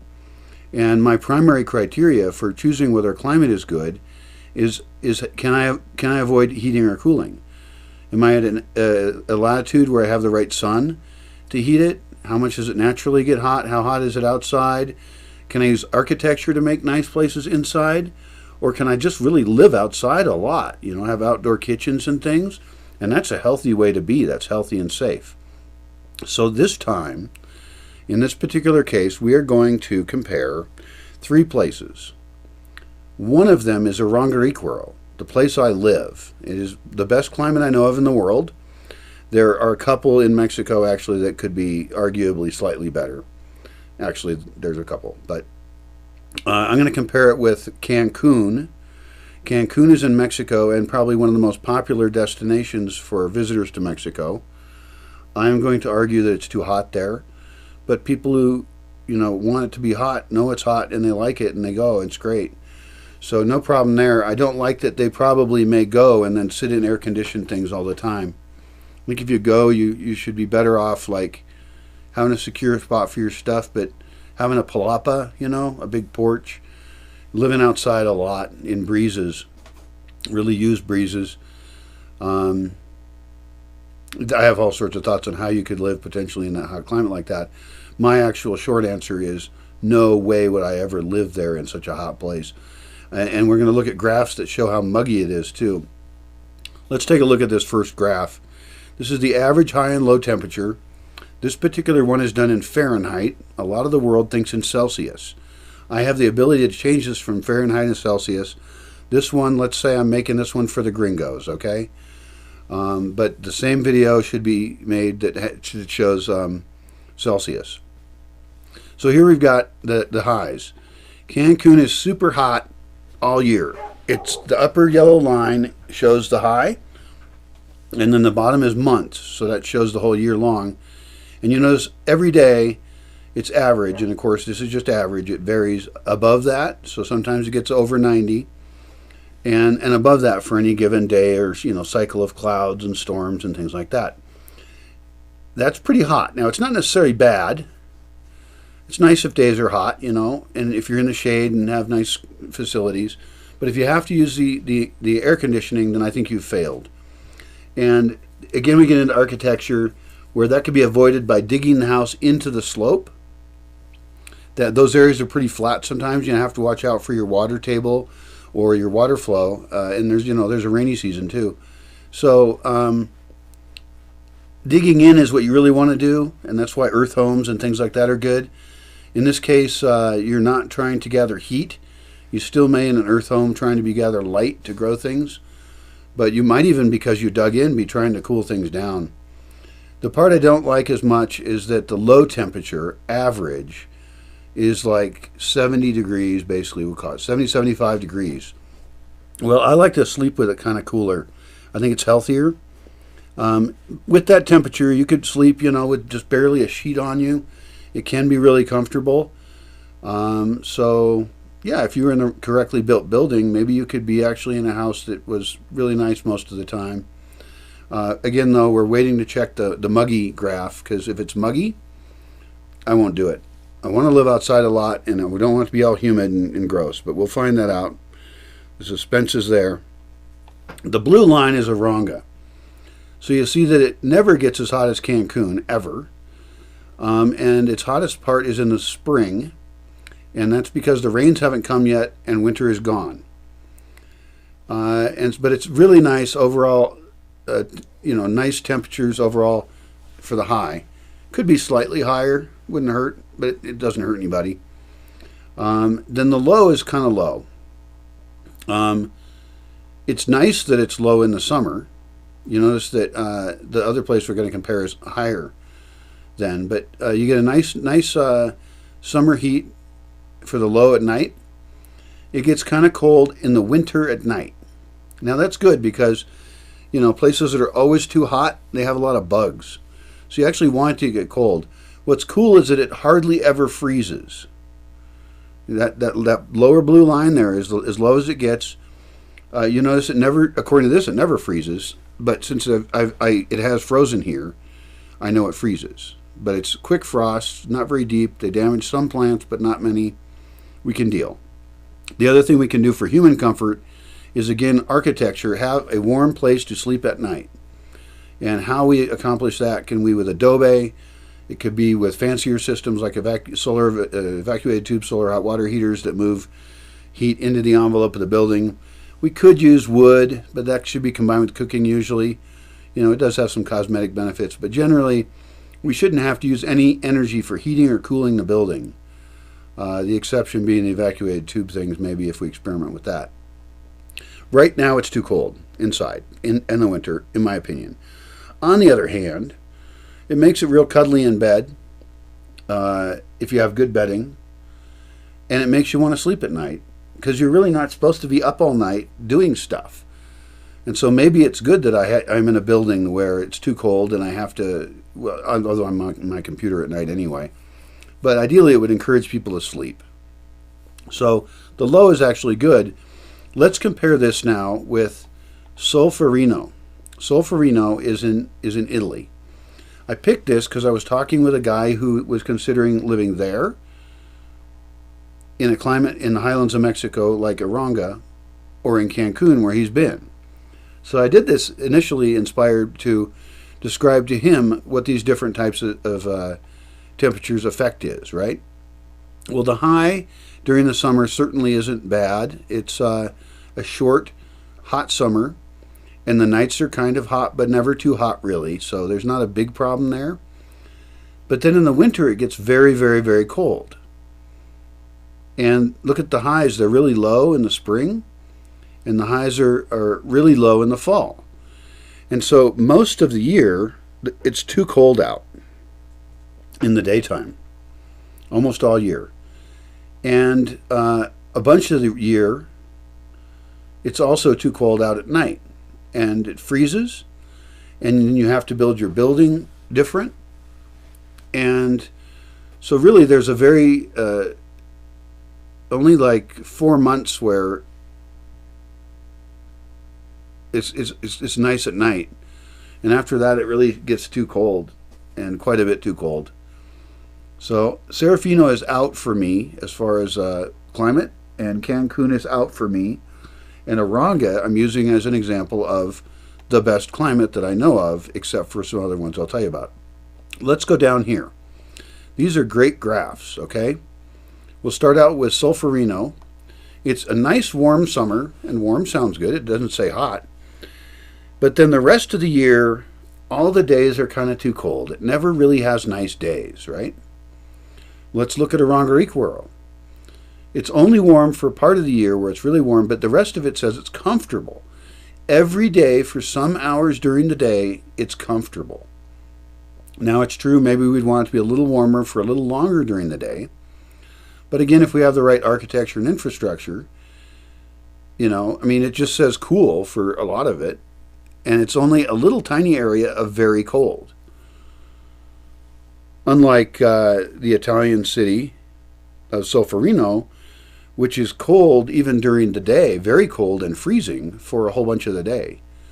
That's a time of year where you wouldn't even want to be there. All the times of year in Arangariguero are pretty good times to be there. Let's scroll down further and look at Cancun, which is also in Mexico, and it's hot every day a ton, or it's warm every day a ton. If you went there, you'd want to go there in any time other than May to October. You'd want to go there in the winter.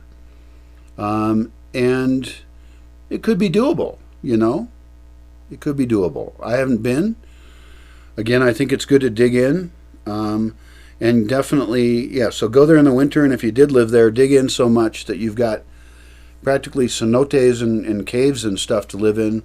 with dripping water, using evaporation to cool you off, and maybe a pool to sit in during part of the day. Let's look at chance of clearer skies. This is very useful. This also affects how much solar energy you can use. In the case of Solferino in Italy, it's clear summers and less clear in the winter, but none of those numbers are very bad. The only question would be is, in Solferino, do clouds come and go, or do they hang out like drizzle and hang out all day? Like London and Seattle have cloud cover all day. So what I want to know on these is daily, like what's the average amount of chance of clear skies. I mean, like if the sky isn't clear, is it just drizzly? That would suck. Let's look at these other two. They're more interesting. In Mexico, the rains come in the summer, and therefore the clouds come in the summer. And they don't tend to hang around and just for days and days cover everything up. Also, they come when it would be too warm, and so they cool off the climate. These are both really good things. Cancun has higher clouds in general. There's more clouds in general, and Aranjuez has a little bit less. I like clouds because they make for really good outdoor photography. So this is a chance of clearer skies. Whoops. That is not true. I lied. Clearer skies has more chance in Cancun. So there's more clouds in Aranjuez, which, like I said, it's great because the clouds here come and go, and I love them. So we beat Cancun in this regard because we want a lower number. We want a lower line. Daily chance of precipitation. Daily chance of precipitation. This is the most important graph we've come to yet because we want to do rain capture. We do not want city water coming in through pipes to us, and we do not want to ship any sewage out to them. We want to be off the grid, so they don't care about us. We don't use city services. We self-serve. So this shows you that there's, in Cancun, a more stable level of rain. Because that Aranjuez one's crazy. It's a mountain. All the rain comes in summer. Almost. You get occasional sprinkles and storms in the winter, but all of it comes in the summer, and that means that you have to capture all of it then and store it. And storage is the expensive part of rain capture. So in Cancun, even though they don't have a huge season when it's tons of rain, they always have a bit more rain. And that's actually can reduce the amount of storage you need, although it's not a super significant difference. You actually don't get to fill up your storage in the summer as much, but you've got enough to take care of you. So you're fine in the summer. And in the winter, you have a little bit more, and so you can still top them off more. So,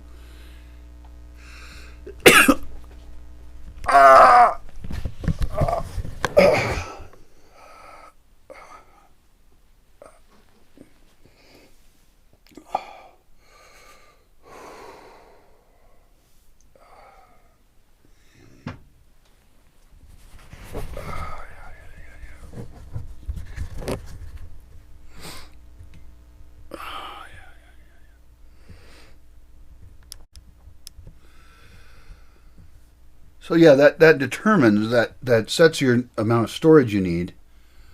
In my case, I just have to have more storage. I just have to build storage as much as I can. There's a formula for how much water you can capture off of your roof and how much rainfall there is. And that will determine how much you need to store. And that's affected by how much of a peak there is in your rain. Average monthly rainfall is here. How many inches? Again, we're in inches, not centimeters. Centimeters would be better.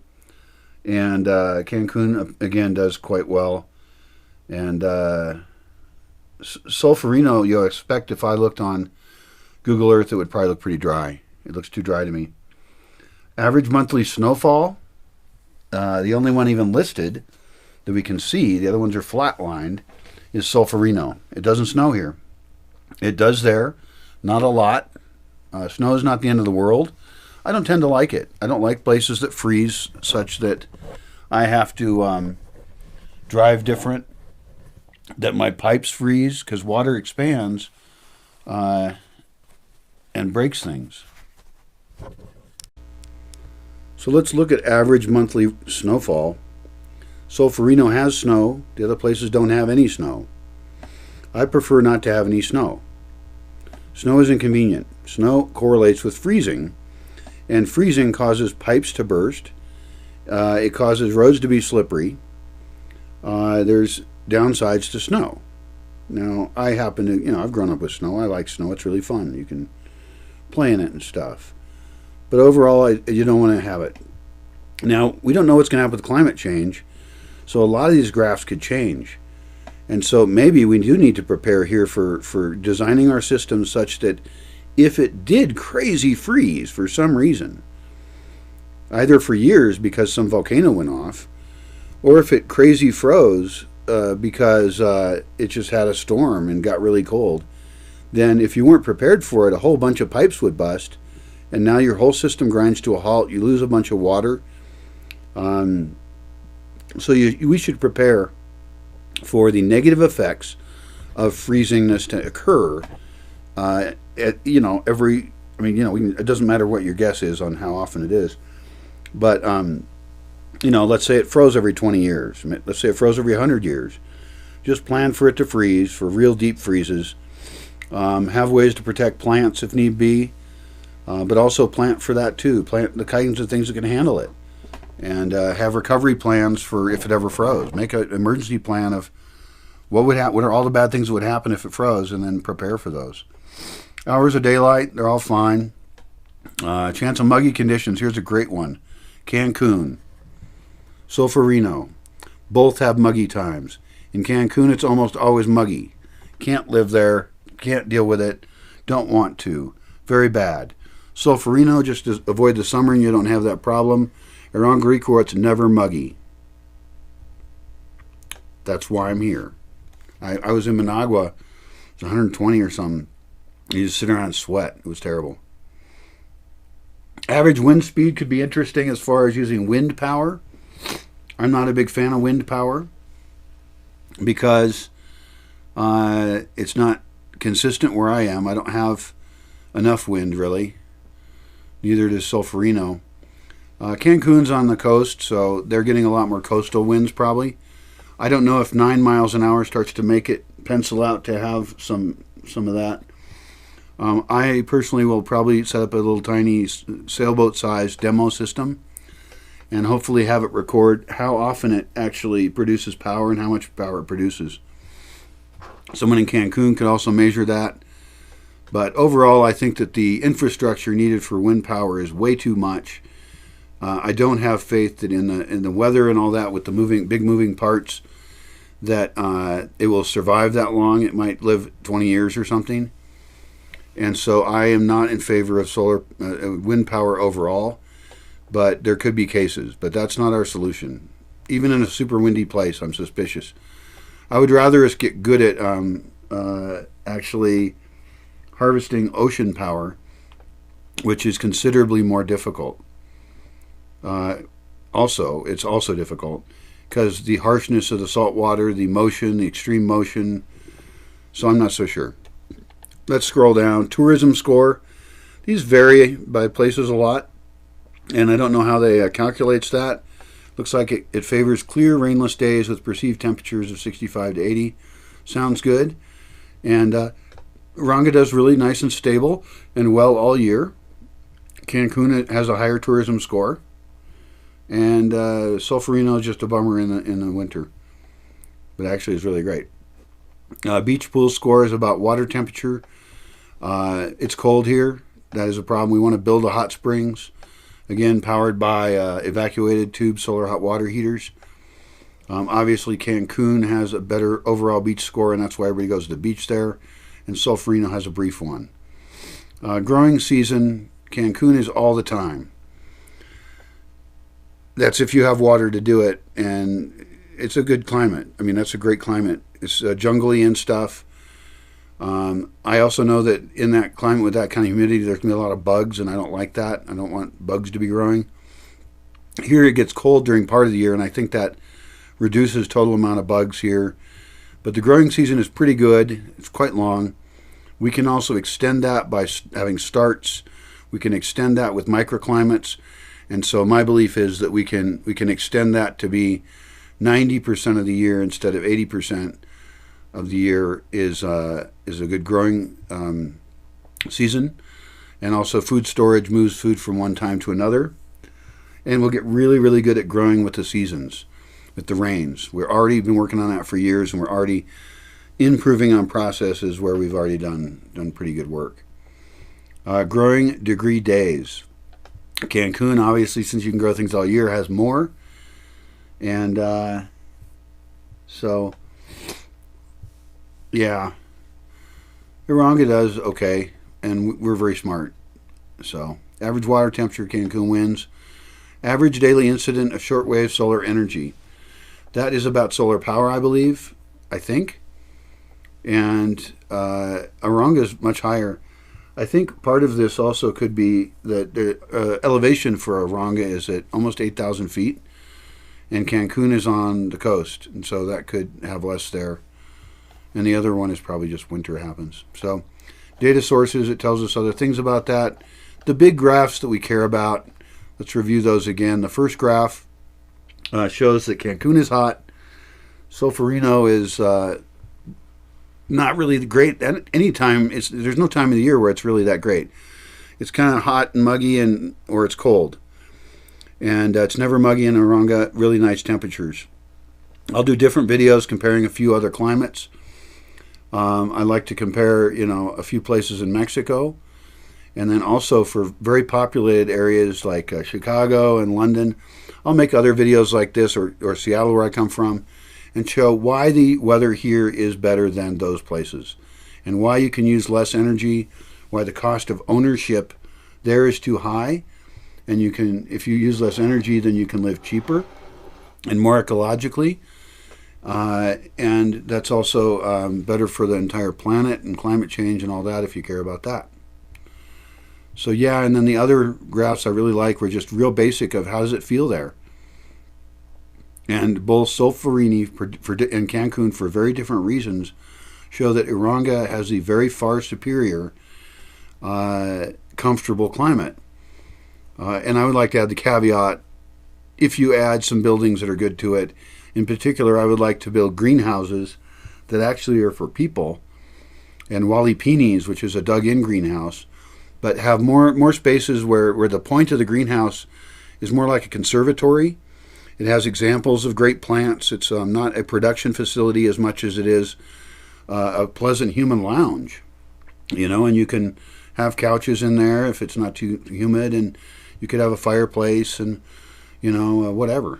So I want places to hang out with other people that are warm, and I think greenhouses that are glass, many of them with translucent roofing glass. The reason it's translucent is because that scatters the light in a much more pleasant way than being beamed on directly with intense light. Some parts of the or some greenhouses could have intense light and really have it beat down on you, but I think most of them should have diffuse light, which I know you do lose some light that way, but it makes everything inside more pleasant. So anyway, that's how we review climates on there. Go ahead and on the top, if you're following along at all, click on compare, and you can only do 3 at a time, I think. Now you can add 4 at a time. It does get really hard to read the graphs if you have too many cities. So like I could get rid of Solferino here, or Solferino, by clicking that X, and now I'm only comparing Cancun and Uranga, right? And that's usually more useful, is just to have 2. So try that with places you grew up or know.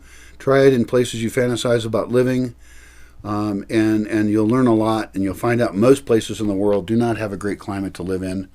That's why I live where I do. Good luck. Oh my gosh.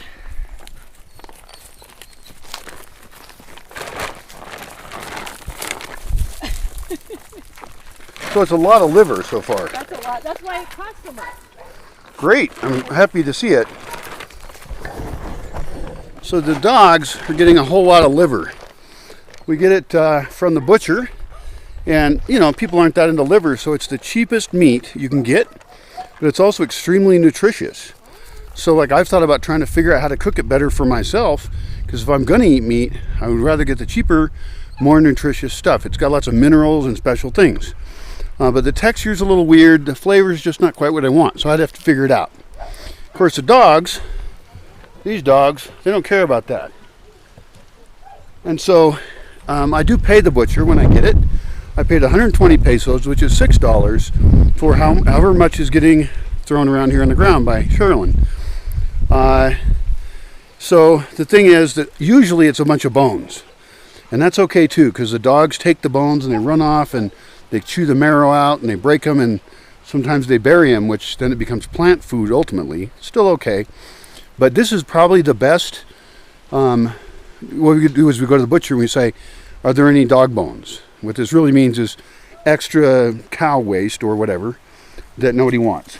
And so, nobody wants to eat it, but it's okay for me.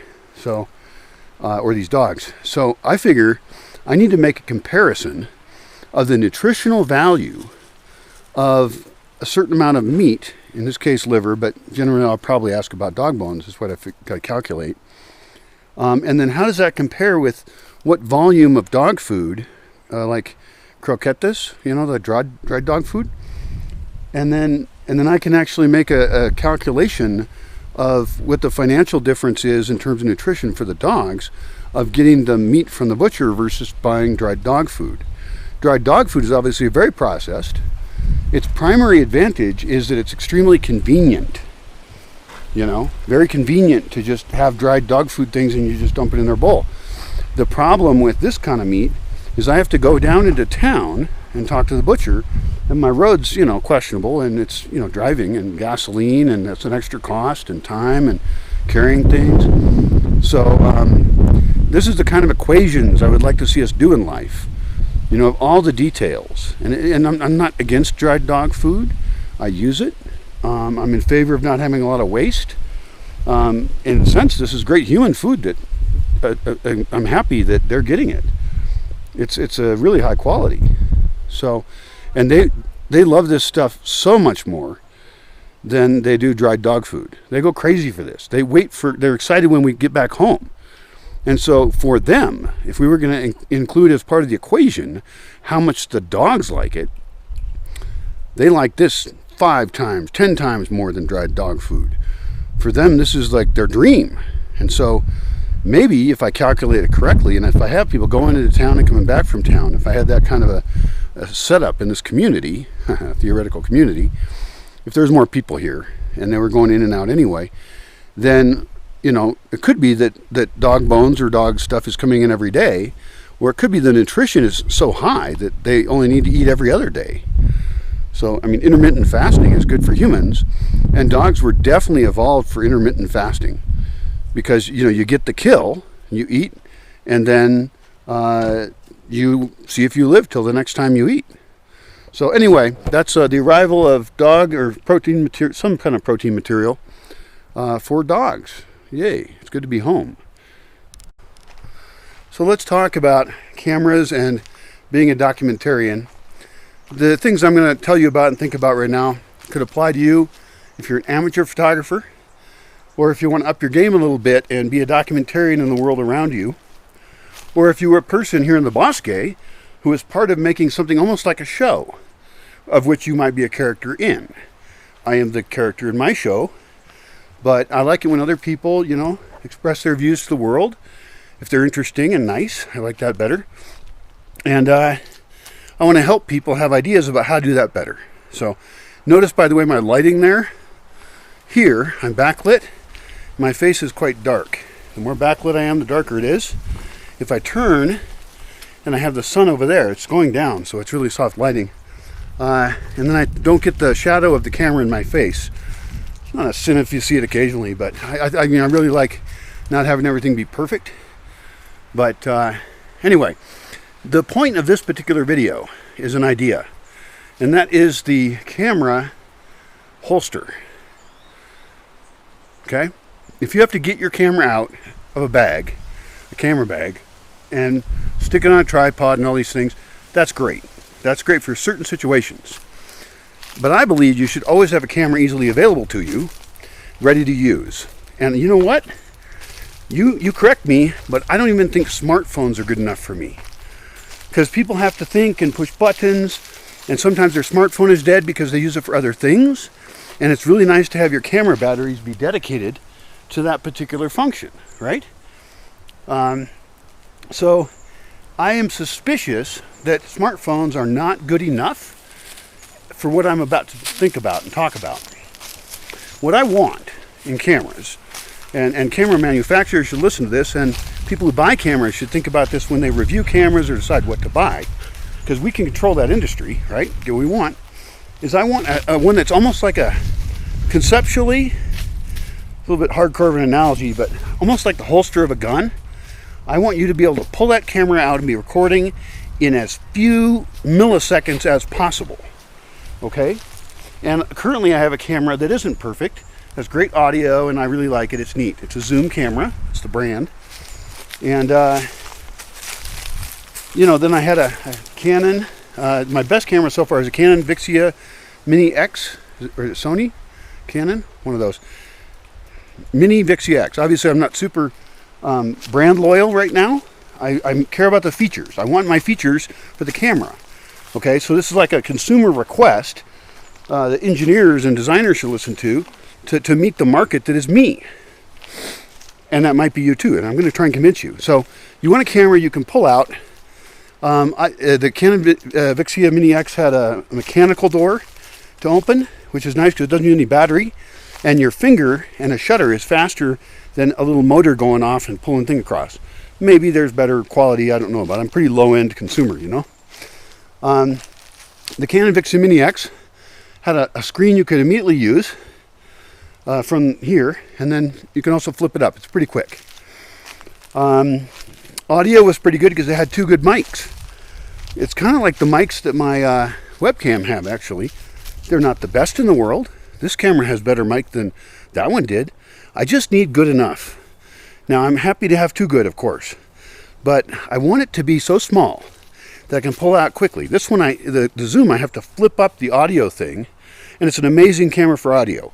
It comes from a company that makes things from audio, Zoom, for audio. And so this has like those two big jacks back there that real musicians use and audio people.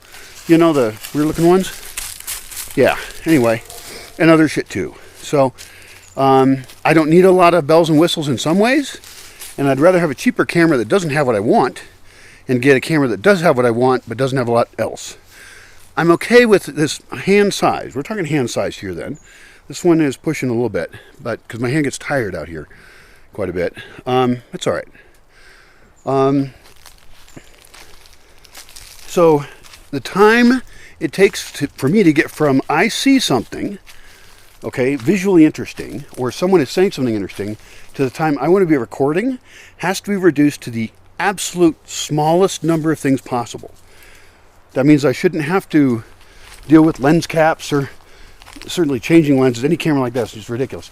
You need a wide angle lens that is quick. Oh, the point is quick to record. So idea or visual idea, vision to idea to I'm recording, and now I'm thinking about my angles, and I'm thinking about the people and what effect I'm having on the scene of whatever it is.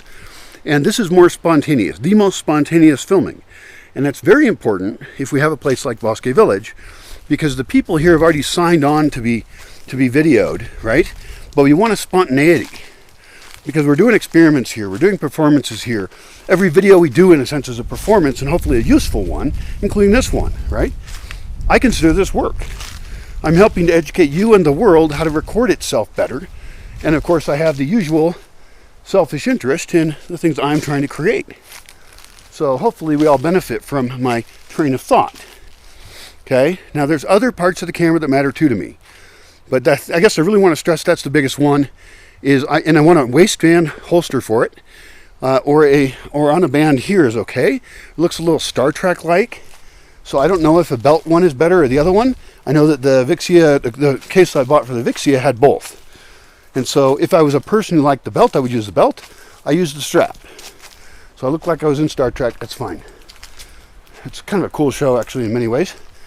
And so your camera phone's probably not good enough. Your fancier cameras are not what we want. We want smaller. and we want faster.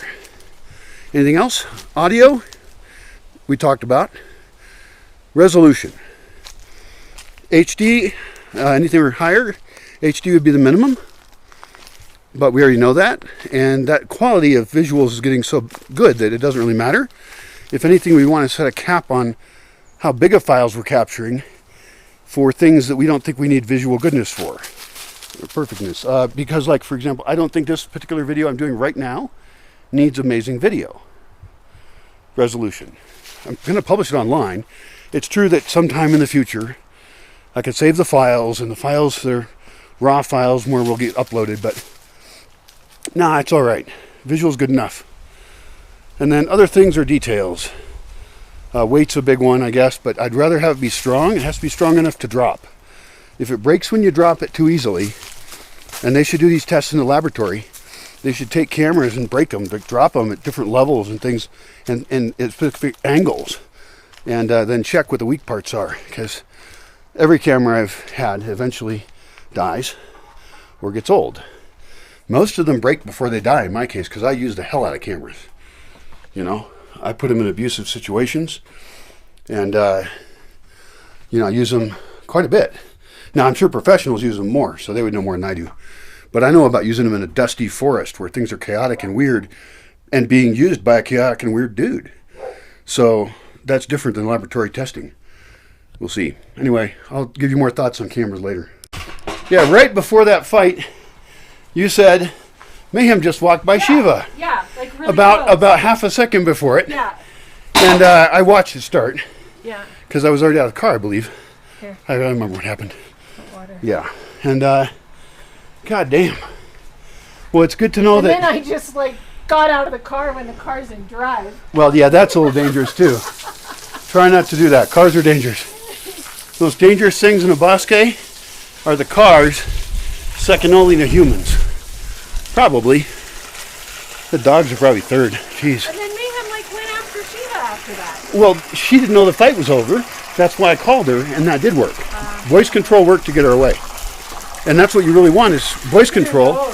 What? Look at her nose. She's got a rip on her nose? I don't know if it's right. dog bone stuff or... Yeah, Let me see how injured this dog is here.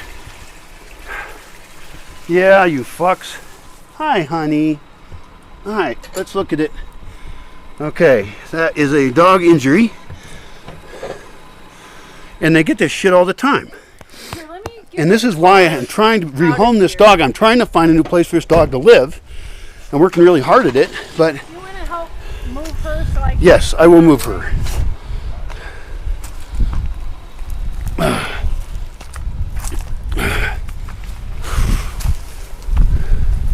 If I had better courtyards in the Bosque, in the forest, then I would have infrastructure with which to live correctly.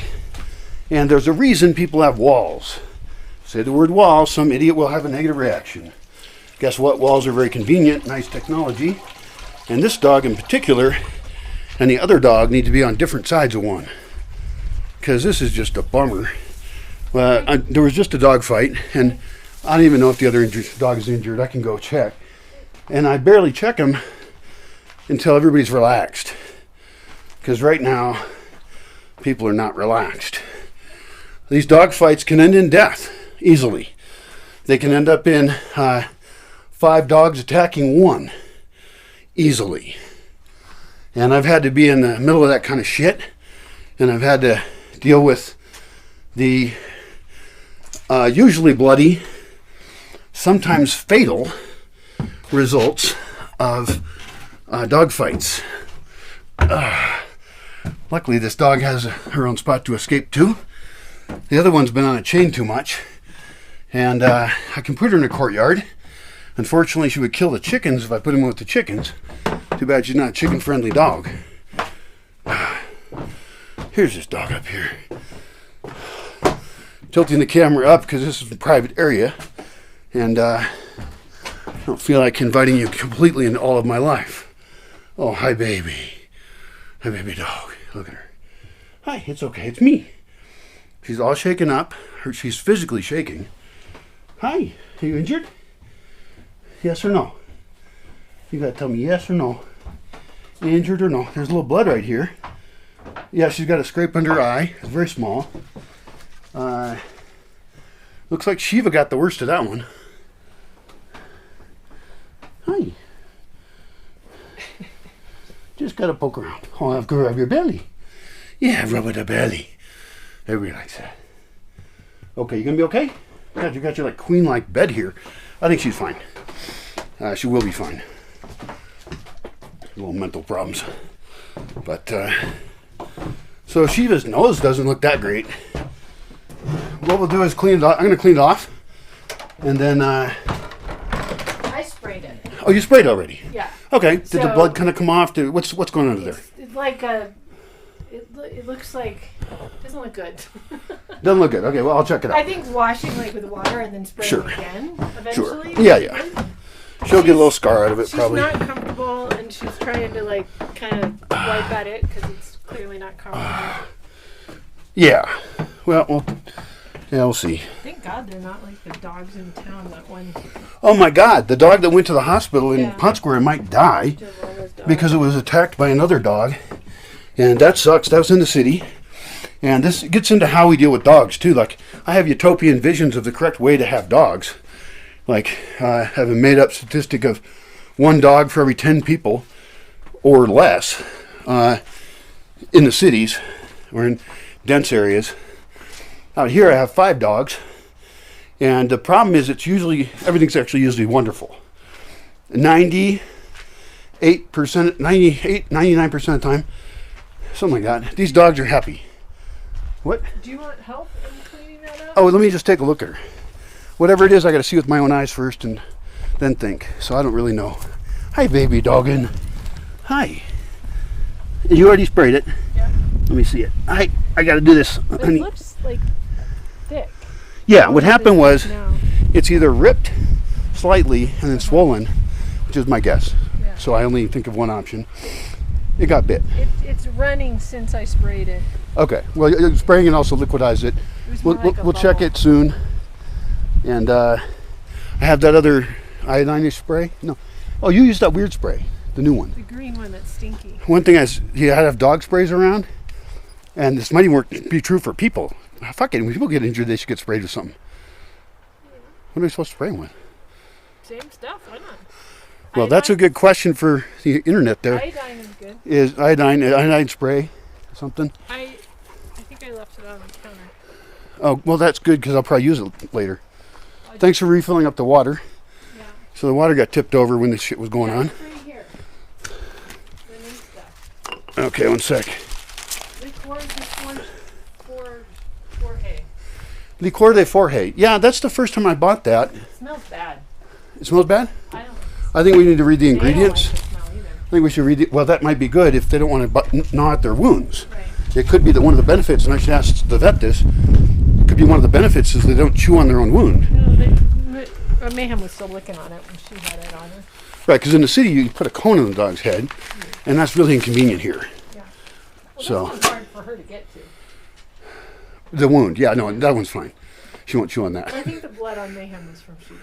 Yeah, I think Mayhem's just fine, just shaken up. Yeah. That was a very quick fight. It wasn't as Yeah. bad as that one over there. Yeah. No. That one over there was pretty Well, scary. Also, She was on a chain, and I yanked the heck out of it. yeah, I know, you had her on a chain, Yeah. and the last time I could barely walk. Right. And so we barely got them No apart. leashes. Well, yeah, it was scary to even get involved. No sticks, nothing. Yeah, totally scary. Yeah.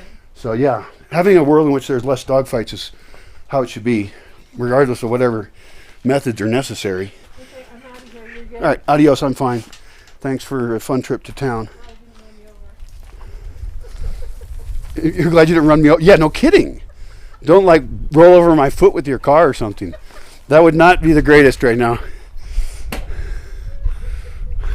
We could do an enactment of that. If we could I could be like a stunt man, and we could fake it. Nah, it's all right. I got enough injuries on my year here, and last year, or now it's a full 2. We're in the second year after my injury. Anyway, what are we recording about?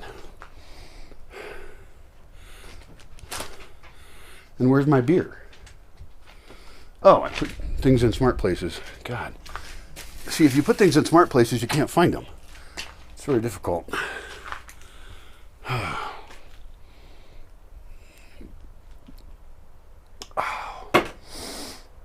This is the, I guess the name Liberty Bell is taken.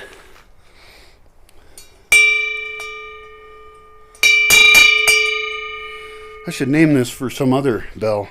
Well, this bell. I should name this bell. What should I name this bell? It's used for, I've been trying to get the dogs to understand that they get fed in the morning a little snack if they come up when they first hear it, which would be right as it's light enough to walk out. Right around then. And the goal is that dogs go from where they're being fed normally, their home neighborhood of the Bosque, where they have the best shelter that they're given special treatment at. And, God, these are reading glasses. I'm like wondering why the whole world is blurry. Ah.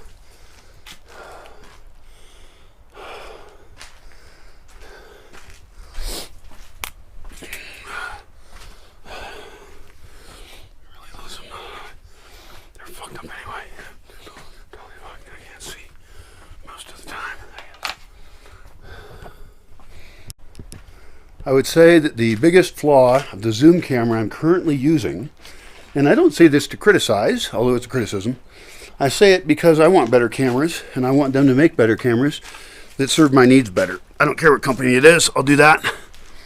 We can talk about brand loyalty to cameras in another video, but the worst thing about this camera is that when you push down the button to start recording, or stop recording, it sometimes presses twice really quick, even though you didn't press it that slowly. Maybe I just have to change how I use buttons. Maybe they think their button's really great. Maybe I need to adjust to the style of the button, the user interface, you know. That's true, but I fuck up too much. I think I'm recording when I'm not, and I'm so into what I'm saying, right? I'm walking around, looking at my feet, seeing if I'm going to fall over or something. And so I sometimes think I'm recording when I'm not, and then occasionally I'm recording when I think whatever's opposite of what you want is what happens. And it's just a simple error, really. Don't know what to do about it. Not sure. You know, the button engineers can figure that out. I'm just the tester saying that that's a problem on this particular model of camera. Please fix it. Or I'll fix myself. Not sure, but I think it's you. I think it's too fast or something.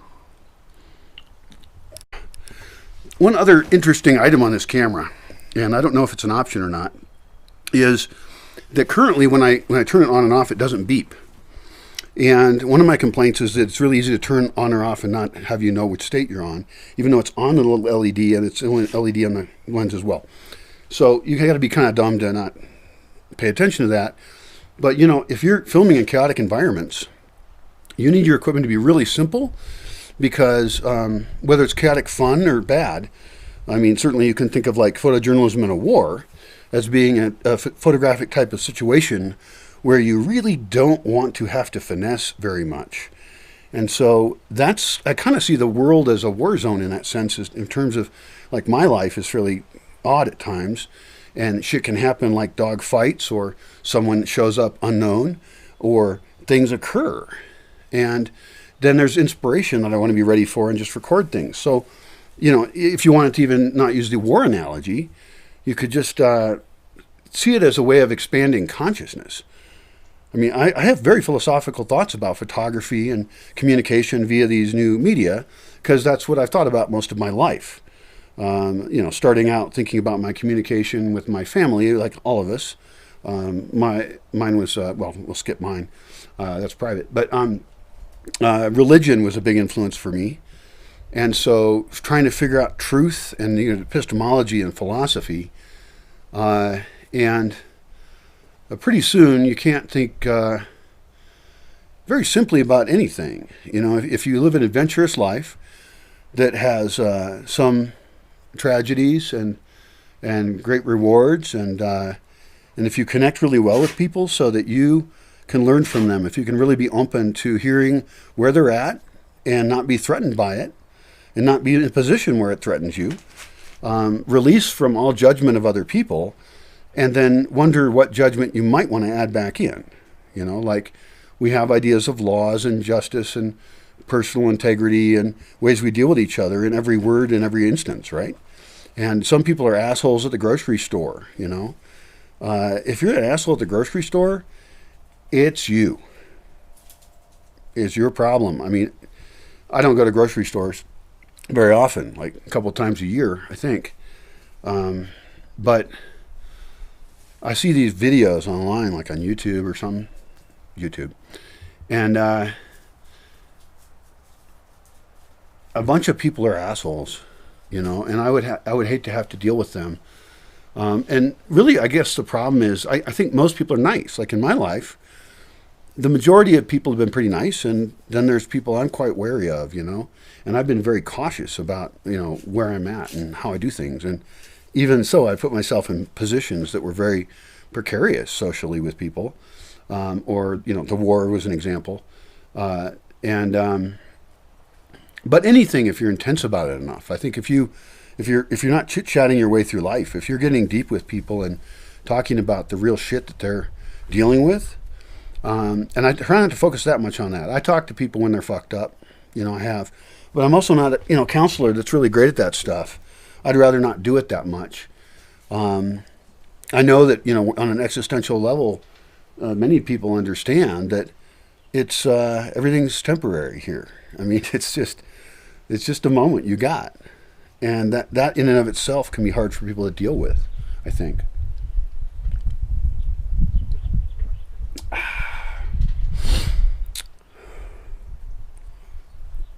Damn, it is so nice out here. So I'm sitting on a porch, right? This is the porch outside the view, and that's it. It has a view of the lake over there. But on the porch, you've got a roof that lets a fair amount of light through. A little bit. There's like a desk thing over here to have shade for a computer. There's a table that's full of crap, because it shouldn't be. Other crap on this table here, too. That's because no one's taking care of cleaning it up. And I'm not going to do it. It's really dumb. I even have a really cool log over there.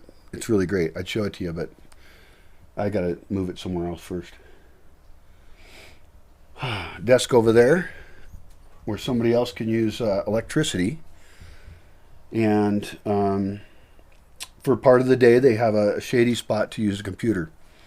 Right now, it gets too sunny there. And that is one of the things we want to do, is make sure to build places where people have shade all day long. It doesn't have to be the same place, but one place could be multi-purposed. And if you're already going to build desks, then just plan for the lighting that you want to deal with. You know, put in your lower end slope of your translucent roof made of whatever, going towards the south, or something. Just make sure you get shade. You know, whatever. There's a million ways to do it. And the other thing people need for internet places is a lack of wind. And we don't need very many of those. Most people can just check internet mostly it's idyllic like this. The weather's great here. That's why I'm here. One of the major reasons I'm here is because everything about this place reminds me of everything I like the best from Washington State, where I come from. I came here because it's the place that's like home, but better than home. It's just awesome. The forest here, I'll tell you, is if you're familiar with Washington State, then you know you got the Cascade Mountains kind of in the middle of it, and that divides east and western Washington. Western Washington is very wet, and there's like mushroom growing places in mountains, and there's the whole Olympic Peninsula, and there's a billion islands that are cool. Really amazing state. You can almost think of western and eastern Washington as completely different states in terms of ecology, in terms of the environment, in terms of the climate, in terms of population density, totally different climate pattern, and it's just a different world.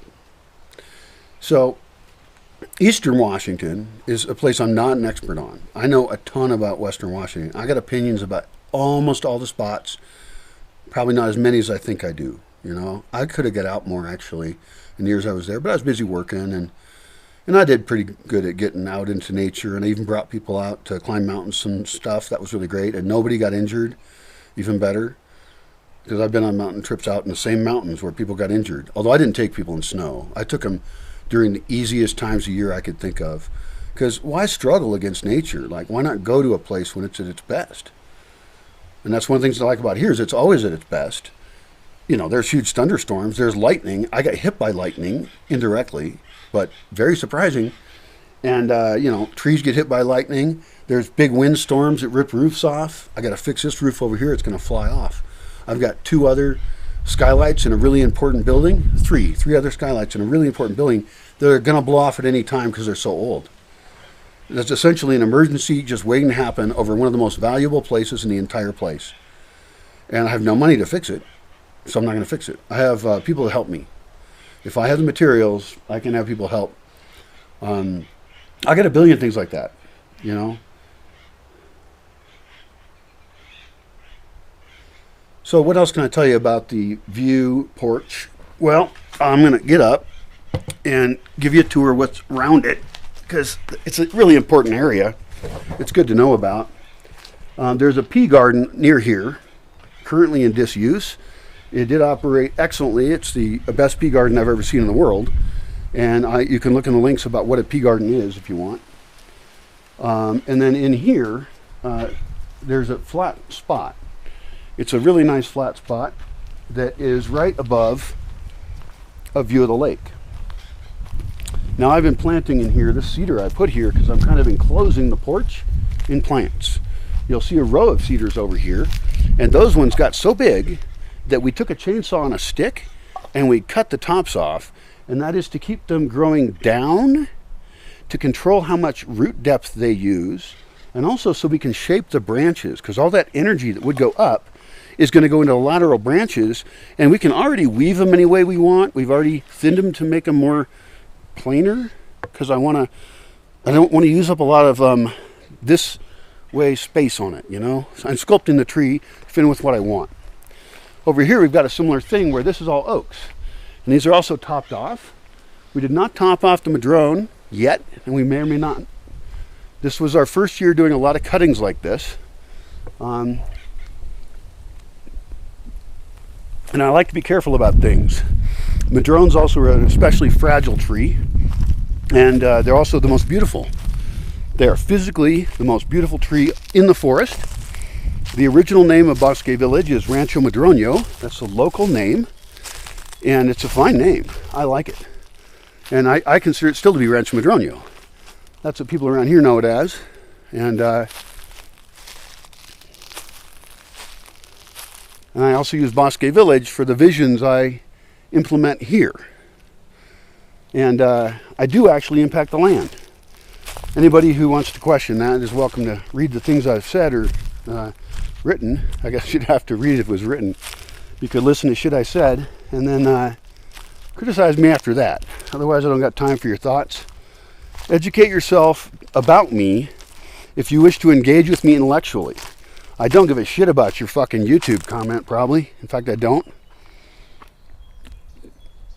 If your comment to me is a link to something you thought about and wrote about, that is a lump of ideas that are interconnected, and I can see how my ideas intersect with that philosophy and that set of values. In other words, if you can act like a fucking philosopher instead of a dumbass, then I'll engage with you. And of course, we're all dumbasses anyway, so, you know, I'm not asking anything that difficult, and I'm not demanding it. You can do whatever the fuck you want. But if you want to talk to me, we're going to play by my rules and your rules. And so if those don't match up, that's fine. We don't have to deal with each other at all.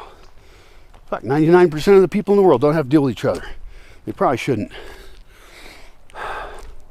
I disagree with that, of course. If you really think about it, sounds a bit lonely. Especially if you're out in the middle of the forest.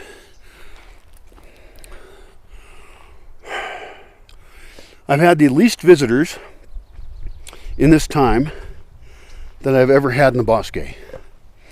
This time that I'm referring to is late February, the year 2021.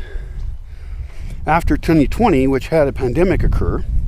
And in 2021, it's still occurring, and the news is interesting. But because of the pandemic, and because I was already kind of grumpy before that anyway, and a lot of people who have wanted to come during this period, I just don't see it as a good deal, you know? I always get people asking to come for free. That gets old when you got nothing, and they're connected, and they got jobs and all that. So I'm just less sympathetic to that shit. And so if somebody wants to call me, a guy who threw away, a lot to be here and do things in a better way and share that, I think they should consider that. And also, if you're traveling to a place where labor is cheap, then I think it's good to economically move money into that place on a personal level as your personal form of foreign aid. I would rather people visit places and hopefully not just be dumbass tourists, of course. Most tourists are just fucking fine. I think with any group, it's easy to pick out some dumbasses and claim that they represent the group. But I've hosted a lot of tourists, and they're not. Well, I've been lucky also because I have a weird place. Like, your average dumbass tourist wouldn't come here because my webpage scares them away anyway, and it should. Anyway, so.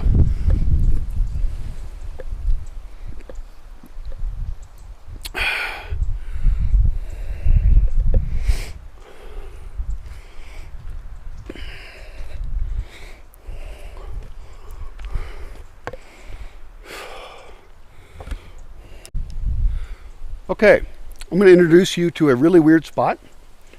It is right here. Do you know where we are? Nope. So, Bliss is over there, okay? That's Bliss. That is a cabana that is near the Rainbow Gate as you come across the Barranca onto the mesa. You should learn these terms if you want to involve yourself in this place in a very productive way.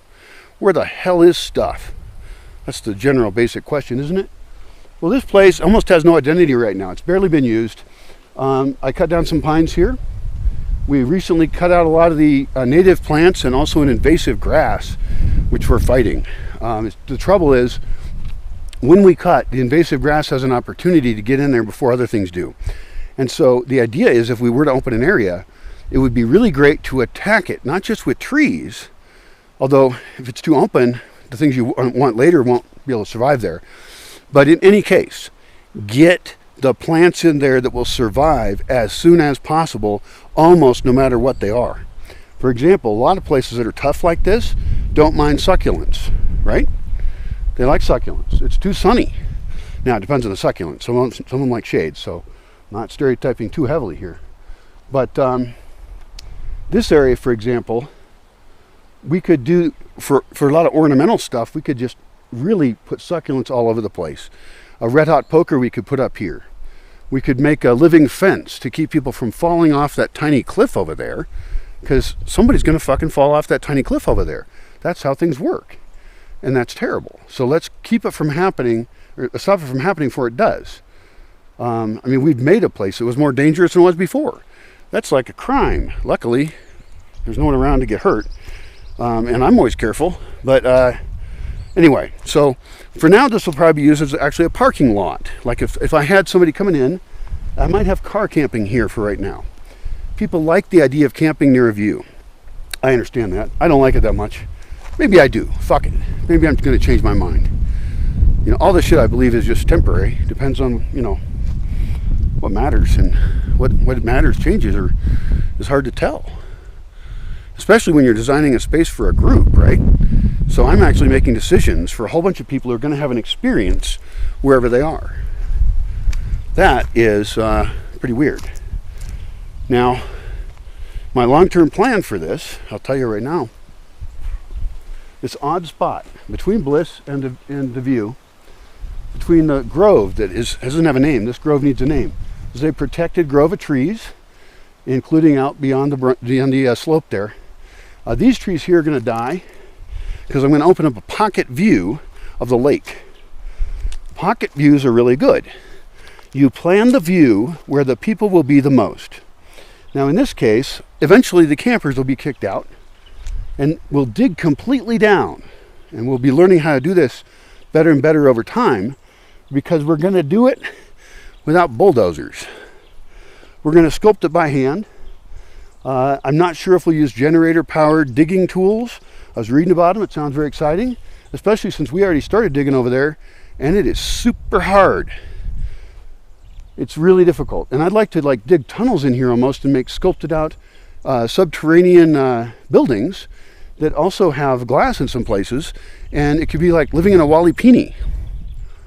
Seriously, it could be totally comfortable all times of the year, and you could even be inside. You're like below a plaza, so this would be like a sunken building. I'm not thinking about building a building up. I don't want to do that. I want to leave this as a plaza, okay, that you walk on top of. And, you know, there can be some stands near it for various things, but the primary focus is that goal of having that amazing view. Underneath the plaza, then, is a floor that is all windows, a lot of them. And that same floor has below it evacuated tube solar hot water heaters. And so those, all day long, especially in the morning when that sun comes up, all day long they're pumping heat into the building. And it might not be on the floor just below the plaza. It depends on how far you're willing to dig down. Lower is better, okay?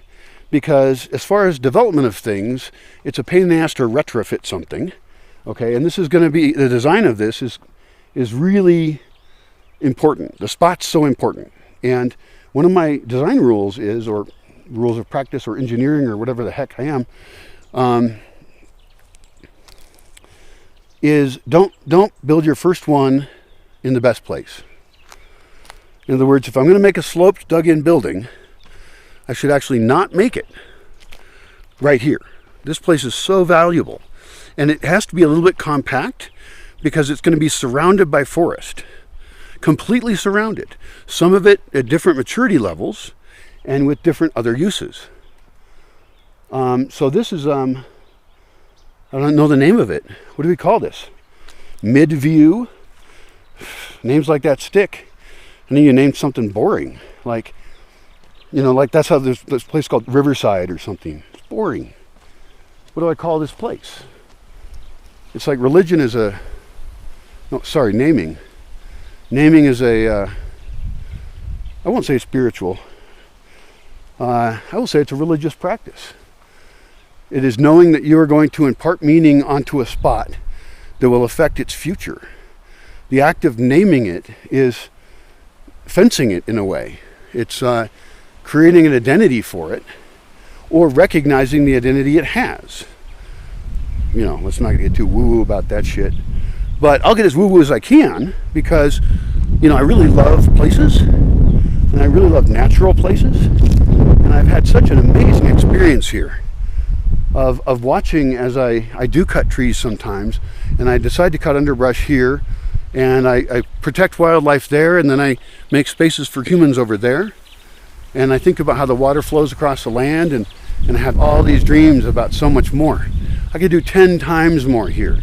It would cost a way bunch more, and I've already invested everything I've got in my life into this.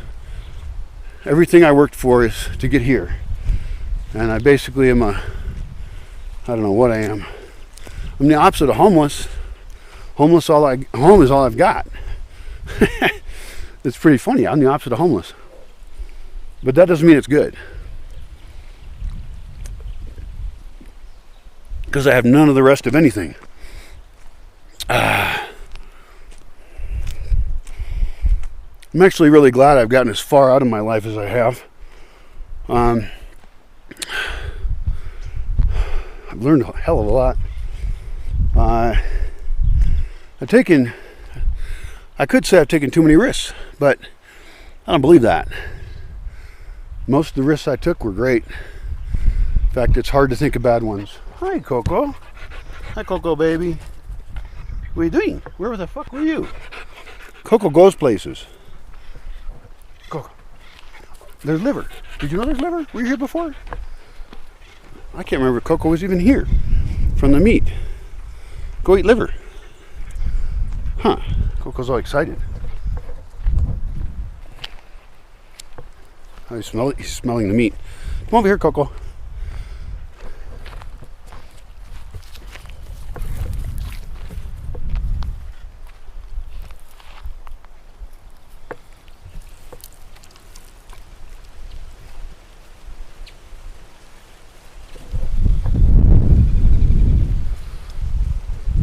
So the theory is that the dogs are not a huge fan of liver because they haven't gone as crazy about it as with the bones.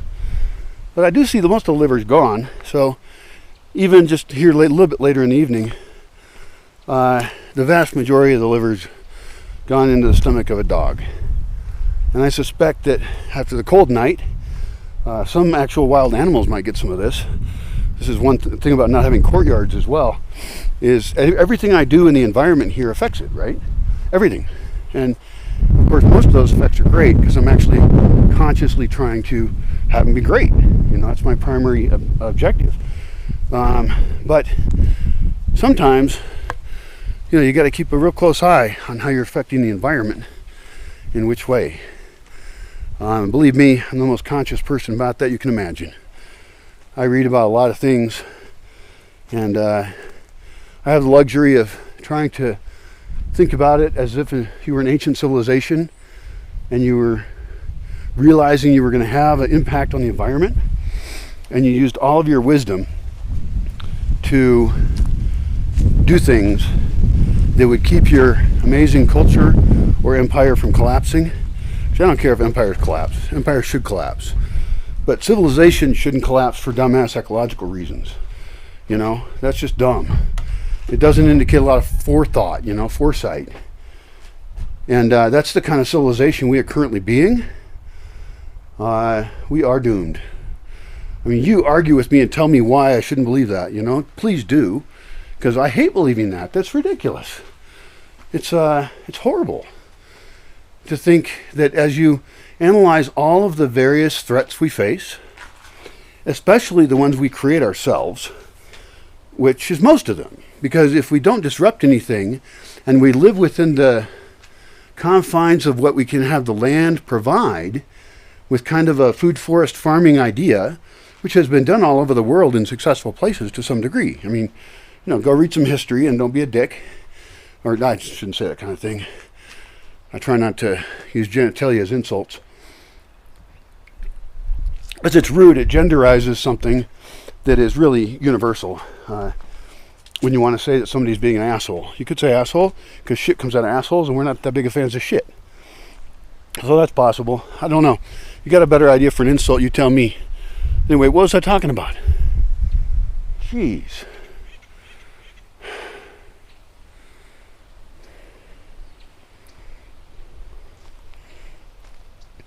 Already out here, you hear the birds.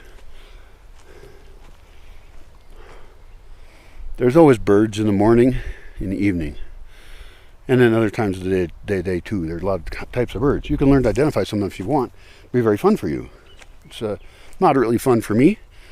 I personally do not care about the names of the birds, like scientific names, and barely care about their other names. Sometimes I do. I mean, obviously, like the ravens, they're amazing. It depends on the bird, I guess, the species.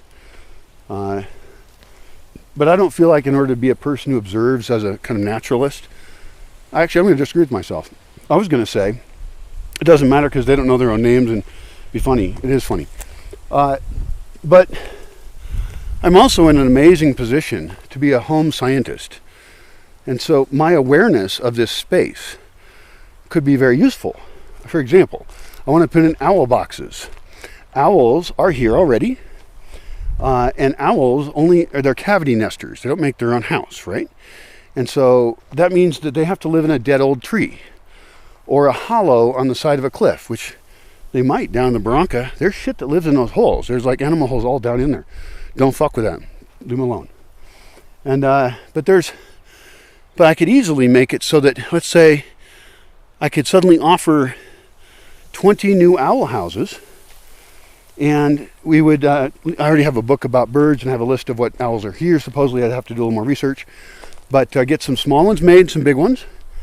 I have seen the tiniest owl I've ever seen in my life here, and I got to be really close to it. I don't know if it was, I think it was like a miniature, but it was a baby miniature or something, because it was so tiny and cute. It was the most cutest thing.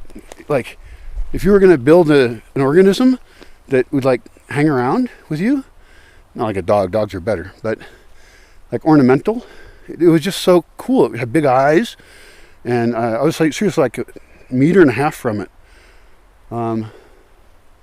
Anyway, there's also great horned owls, and you'll hear those if you were here sometimes.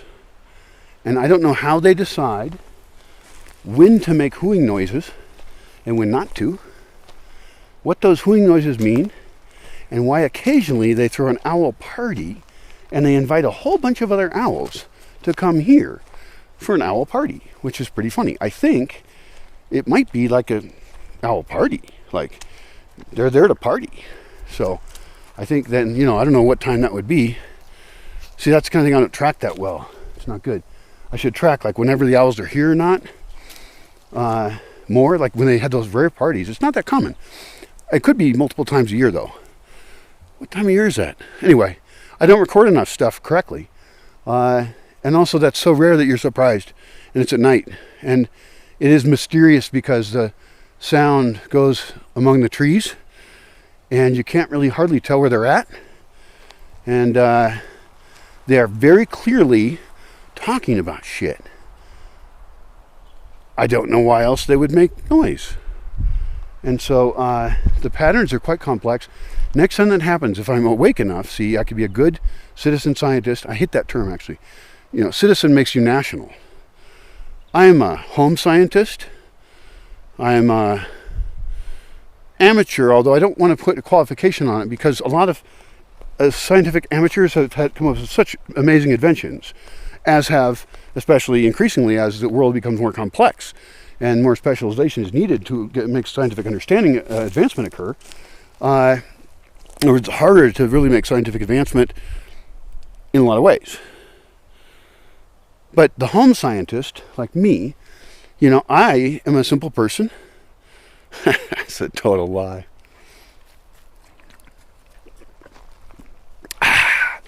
I'm a simpleton sometimes. People who know me well have occasionally thought that. But I'm a home scientist. And the question is then, how can I be a better home scientist? And I have my answers so far, to the best of my abilities, with less and less funding that ran out a long time ago. And I've learned a lot. So it's just been a ride, of like trying to learn things. And a lot of experiments are agricultural and they're kind of subtle. And a lot of experiments have been social when there's been people here. That's a lot of time there's not that many people here. And I'm not very welcoming unless somebody is, so I'm assured I know who that person is and what effect they're going to have on this place, what effect they're going to have on me. I'm not a selfish guy, but I wasn't selfish enough, and that's my fault. In almost all cases, I take complete responsibility. It was a pleasure serving people who came here, and it's been great. But I'm broken and I'm tired, and I still got lots to offer. In fact, more than ever before. I actually know more things now. It just takes time, and I got books. I got lots of books, and I read those books, and I'm very good at reading books and learning. Reading the book, doing part of the thing, and reading the book and checking it and questioning it and disagreeing with the book and asking your local friends what the fuck they think because they know a bunch of stuff. And then just being able to live in a green living laboratory of how we can change not just a forest, okay? Some of the basics of how the forest is changing is really obvious, and it's not that big a philosophical thing. The thing is the ongoing interaction of people and a forest. This forest has to have value, okay, where it won't get to exist. Let's not fuck around and be stupid. Sorry, that's something polite to say. I'm not supposed to curse. Fuck. Oh, that's funny.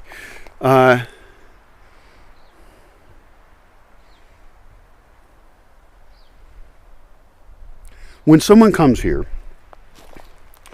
they're part of an interaction between humans and a natural space. And if I was going to think about who I want to serve, guess what? I picked the forest and the natural space. And so I have strict rules here, and people can follow them or they can get the fuck out. Okay? Banishment is easy from here. A lot of people think places should be open, and that's great. Open to all, do whatever you want, great. Go to Slab City. I think Slab City sounds great. For festival, you go to Burning Man, but going to a festival is not the same as being in a place and being able to make your home there and stuff. By the way, this is the kind of weirdo dogs I live with. Like, look at this dog. Like, what kind of sleeping position is that?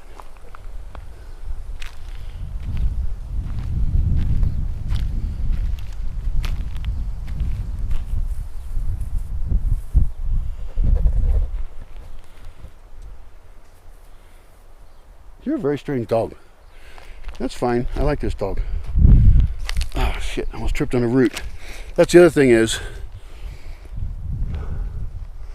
one of the many work items in the Bosque that is actually more difficult than it sounds is the road system. I'm going to give you a brief orientation.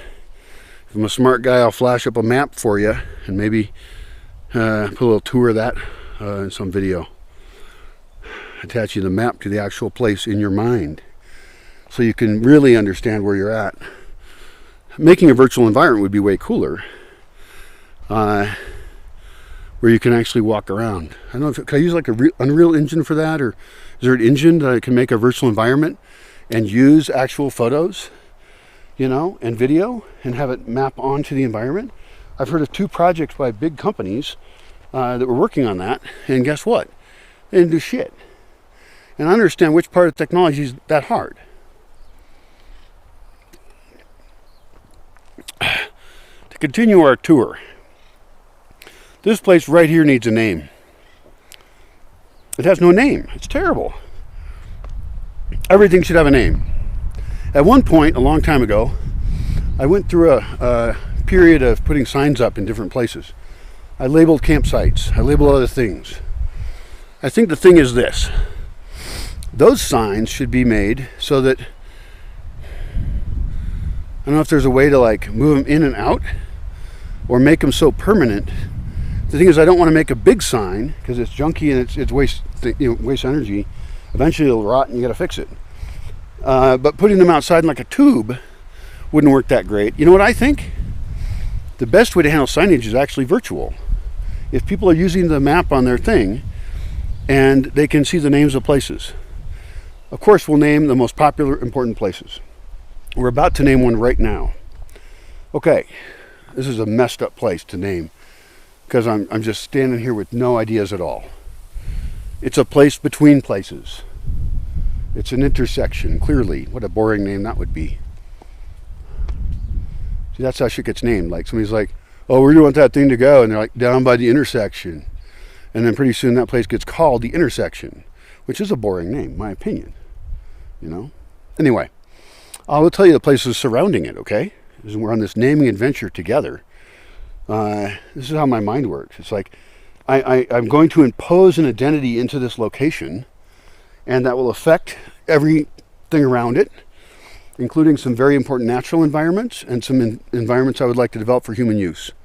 So let's go real quick around it for fun. This is the southern part of the new Sculpted View Park. There are 3 sections to it. I think that's true. There's a road here that goes by that park down to Nexus, where there's a volleyball court. Probably won't be a volleyball court in the future, but who knows? Depends on how popular volleyball is, and I think people like volleyball. So anyway, and there's Nexus, and it goes off in all these other places. That ends up over in the, whatever, it connects up with our shit. I'm going to turn you around again a little bit. Next to the View Park here is the View. See my beautiful van? Isn't that beautiful? That's the best van I've ever had, and the only one. And then the View is beyond that.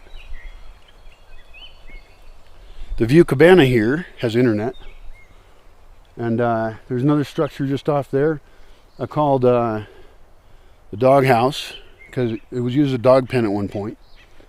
And then there's this kind of sloped area in here from the doghouse to really here, to this intersection. It's a 1, 2, 3, 4 road intersection that come in at a little bit wonky angles. And so that may cause effects in the design. So we have to think very carefully about how to minimize the footprint of the roads, allow good usage. So, I mean, there's a whole other video just about road design. Let's finish a tour of this spot, okay? Well, it's a slope down in here. We're changing it so the water doesn't flow off of here down there, because there's a whole dip in the landscape down there, like a place water would flow, that we don't want water to flow randomly. So it's a fine spot. We're not sure what's going to happen there yet. Not every design decision has to happen right away.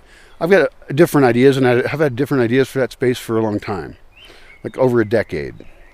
Interesting ideas. So, we'll continue this way, yes. So there's this odd dip here, but we're controlling the water. Currently, the water will flow down this road, and it will go into a place called Alicante. That's the temporary name, or it's permanent. I don't know. That's after a kind of snake. Supposedly sneaks in and steals milk out of cows. I think that comes from folklore, and I can easily imagine how stories about milk stealers could become possible in a place where people probably stole milk. And so you got to have explanations for weird things that occur, This is almost a 5-way intersection, by the way. It's really it's a weird nexus area. It's very strange. Let's get back here. So yeah, our water, instead of going off the whole mesa, not the whole mesa, that part of it, then if there is water right here, which there will be,